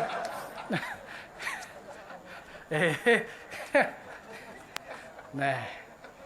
ខ្ញុំនិយាយណាយើងធ្លាប់អាយុ6 10 7 10 20 ដែរយើងទៅយល់ក្មេងៗឥឡូវដូចតែគ្នាគ្រាន់តែគេទំនើបជាងយើងតែប៉ុណ្្នឹងទេយើងធាក់កង់ទៅគៀនស្វាយគេជួលឡានទៅតែអាការជួបគ្នាការសបាយរីករាយជាមួយគ្នាវានៅតែមានបាទហើយនិស័យពីណាមិនដឹងបាទដូចថ្ងៃមុនស្អីហូតតែគេអត់ទុំទាវអីគេបែរទៅជួបប្រសងមួយអង្គចេញមកផ្អើលពេញនឹងទៅបាទនិយាយលេងតាមជាប់និស័យតិចទៀតអ្នកកចេះការមួយអ្នកកំពុងចាមច្រើនស្ពានប្រេតប្រសពចប់ឆ្លងតន្តិចទៅដល់កំពុងចាមបាត់ណាអ្នកមួយចេះប្រអាប់យករឿងពិតមកនិយាយលេងបាទអញ្ចឹងខ្ញុំមានប៉ុណ្ណឹងហើយមុននឹងបញ្ចប់នេះខ្ញុំសូមសម្ដែងនៅអំណរសាទរជាមួយលោកតាលោកយាយអ៊ំពូមីងបងប្អូនប្រជាពលរដ្ឋជាពិសេសខេត្តទាំង4នៃភូមិភាគឦសានចំពោះសមិទ្ធផលថ្មីទាំងអស់ដែលបានចាក់ចែងលើកកម្ពស់ជីវភាពសុខភាពរបស់ប្រជាពលរដ្ឋរបស់យើងជំរុញការវិវត្តសង្គមសេដ្ឋកិច្ចមូលដ្ឋាននិងតាមរយៈការបង្កើតកលានុវត្តភាពសេដ្ឋកិច្ចការតាក់ទាញវិនិយោគទាំងក្នុងនិងពីក្រៅប្រទេសការបង្កើតឱកាសការងារការកាត់បន្ថយចំណាក់ស្រុកនិងលើកកម្ពស់សុខភាពសាធារណៈនិងគុណភាពជីវិតរបស់ប្រជាពលរដ្ឋហើយជាថ្មីសូមយកចិត្តទុកដាក់រឿងទឹកជំនន់និងការគាំពៀដល់ប្រជាពលរដ្ឋក្នុងពេលមានការចាំបាច់ឥឡូវដូច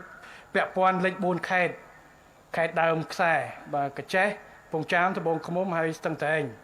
បាទខេត្តក្រមអត់តន់អីទេខាងម៉ាលីននេះអត់តន់អីទេបាទអញ្ចឹងកុំសង្ឃឹមថាមិនឲ្យវាយូរចុះបើត្រឹមតែឡើងមកបន្តិចយករបបយកអីមកកាន់តែល្អបាទតែបើថានៅយូរក៏លួយអីអស់បាទប៉ុន្តែមិនត្រៀមឲ្យខាងកងកម្លាំងទាំង3ប្រភេទរបស់យើងជាពិសេសខាងកម្លាំងដែលមានកងអន្តរាគមន៍សង្គ្រោះនោះចាំហើយជាទីបញ្ចប់ខ្ញុំជាមួយនឹងការប្រកាសដាក់ឲ្យប្រើប្រាស់ផ្លូវការនៅកំណត់ផ្លូវជាតិលេខ73កំណត់ផ្លូវខេត្តលេខ377និងកំណត់ផ្លូវខេត្តលេខ 377A ខ្ញុំសូមជូនពរដល់លោកស្រីថាន់យ៉ាម៉ៃប្រធានគ្រប់គ្រងធនាគារពិភពលោកប្រចាំនៅប្រជាណាចក្រកម្ពុជាអាដាមលោកជំទាវលោកស្រីសមាជិកសមាជិកាអង្គពិធីអ៊ំពូមីងបងប្អូនក្មួយលោកតាលោកយាយអ្នកខេត្តកញ្ចេះទាំងអស់សូមមានសុខភាពបរិបូរណ៍មានសុភមង្គលក្នុងក្រុមគ្រួសារនិងសម្រេចបាននូវជោគជ័យលើគ្រប់ភារកិច្ចនិងសូមប្រសិទ្ធប្រកបដោយពុទ្ធពរនិងពរទាំង5ប្រការគឺអាយុវណ្ណៈសុខៈពលៈនិងបដិភិនៈកំបីគ្លេងគ្លេឡើយបាទសូមអរគុណហើយថ្ងៃនេះក៏មានសម្រាប់យុវជនកាយរិទ្ធកាកបាទក្រហមសសយកយុវជនអមតសមាគមនារីដើម្បីសន្តិភាពនិងការវិវត្តខេត្តយុវជនស្រឡាញ់សន្តិភាពយុវជនក157សមាគមរាជសីយុវជនគណៈបកប្រជាជនកម្ពុជាយុវជនមូស្លីមកម្ពុជា សមាគមសម្ព័ន្ធយុវជនដើម្បីសន្តិភាពនិស្សិតសាកលវិទ្យាល័យកចេះនិស្សិតសាកលវិទ្យាល័យគ្រប់គ្រងសេដ្ឋកិច្ចនិងសេដ្ឋកិច្ចសិស្សវិទ្យាស្ថានពហុបច្ចេកទេសភូភាដែលចូលសែនអេសាននិងនិស្សិតវិទ្យាស្ថានអាស៊ីកម្ពុជាសរុប750នាក់អ្នកម្នាក់ថវិកា 20,000 រៀលលោកគ្រូអ្នកគ្រូក្រុងកចេះ445នាក់អ្នកម្នាក់ថវិកា 50,000 រៀល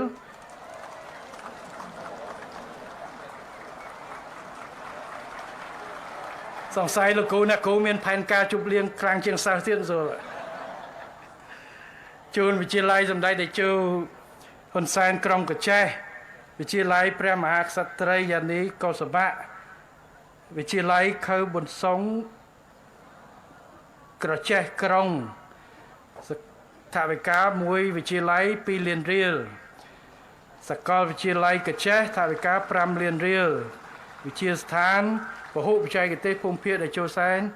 អេសានថវិកា 5 លានរៀលមន្ទីរវប្បធម៌វិចិត្រសិល្បៈខេត្តកចេះ 5 លានរៀល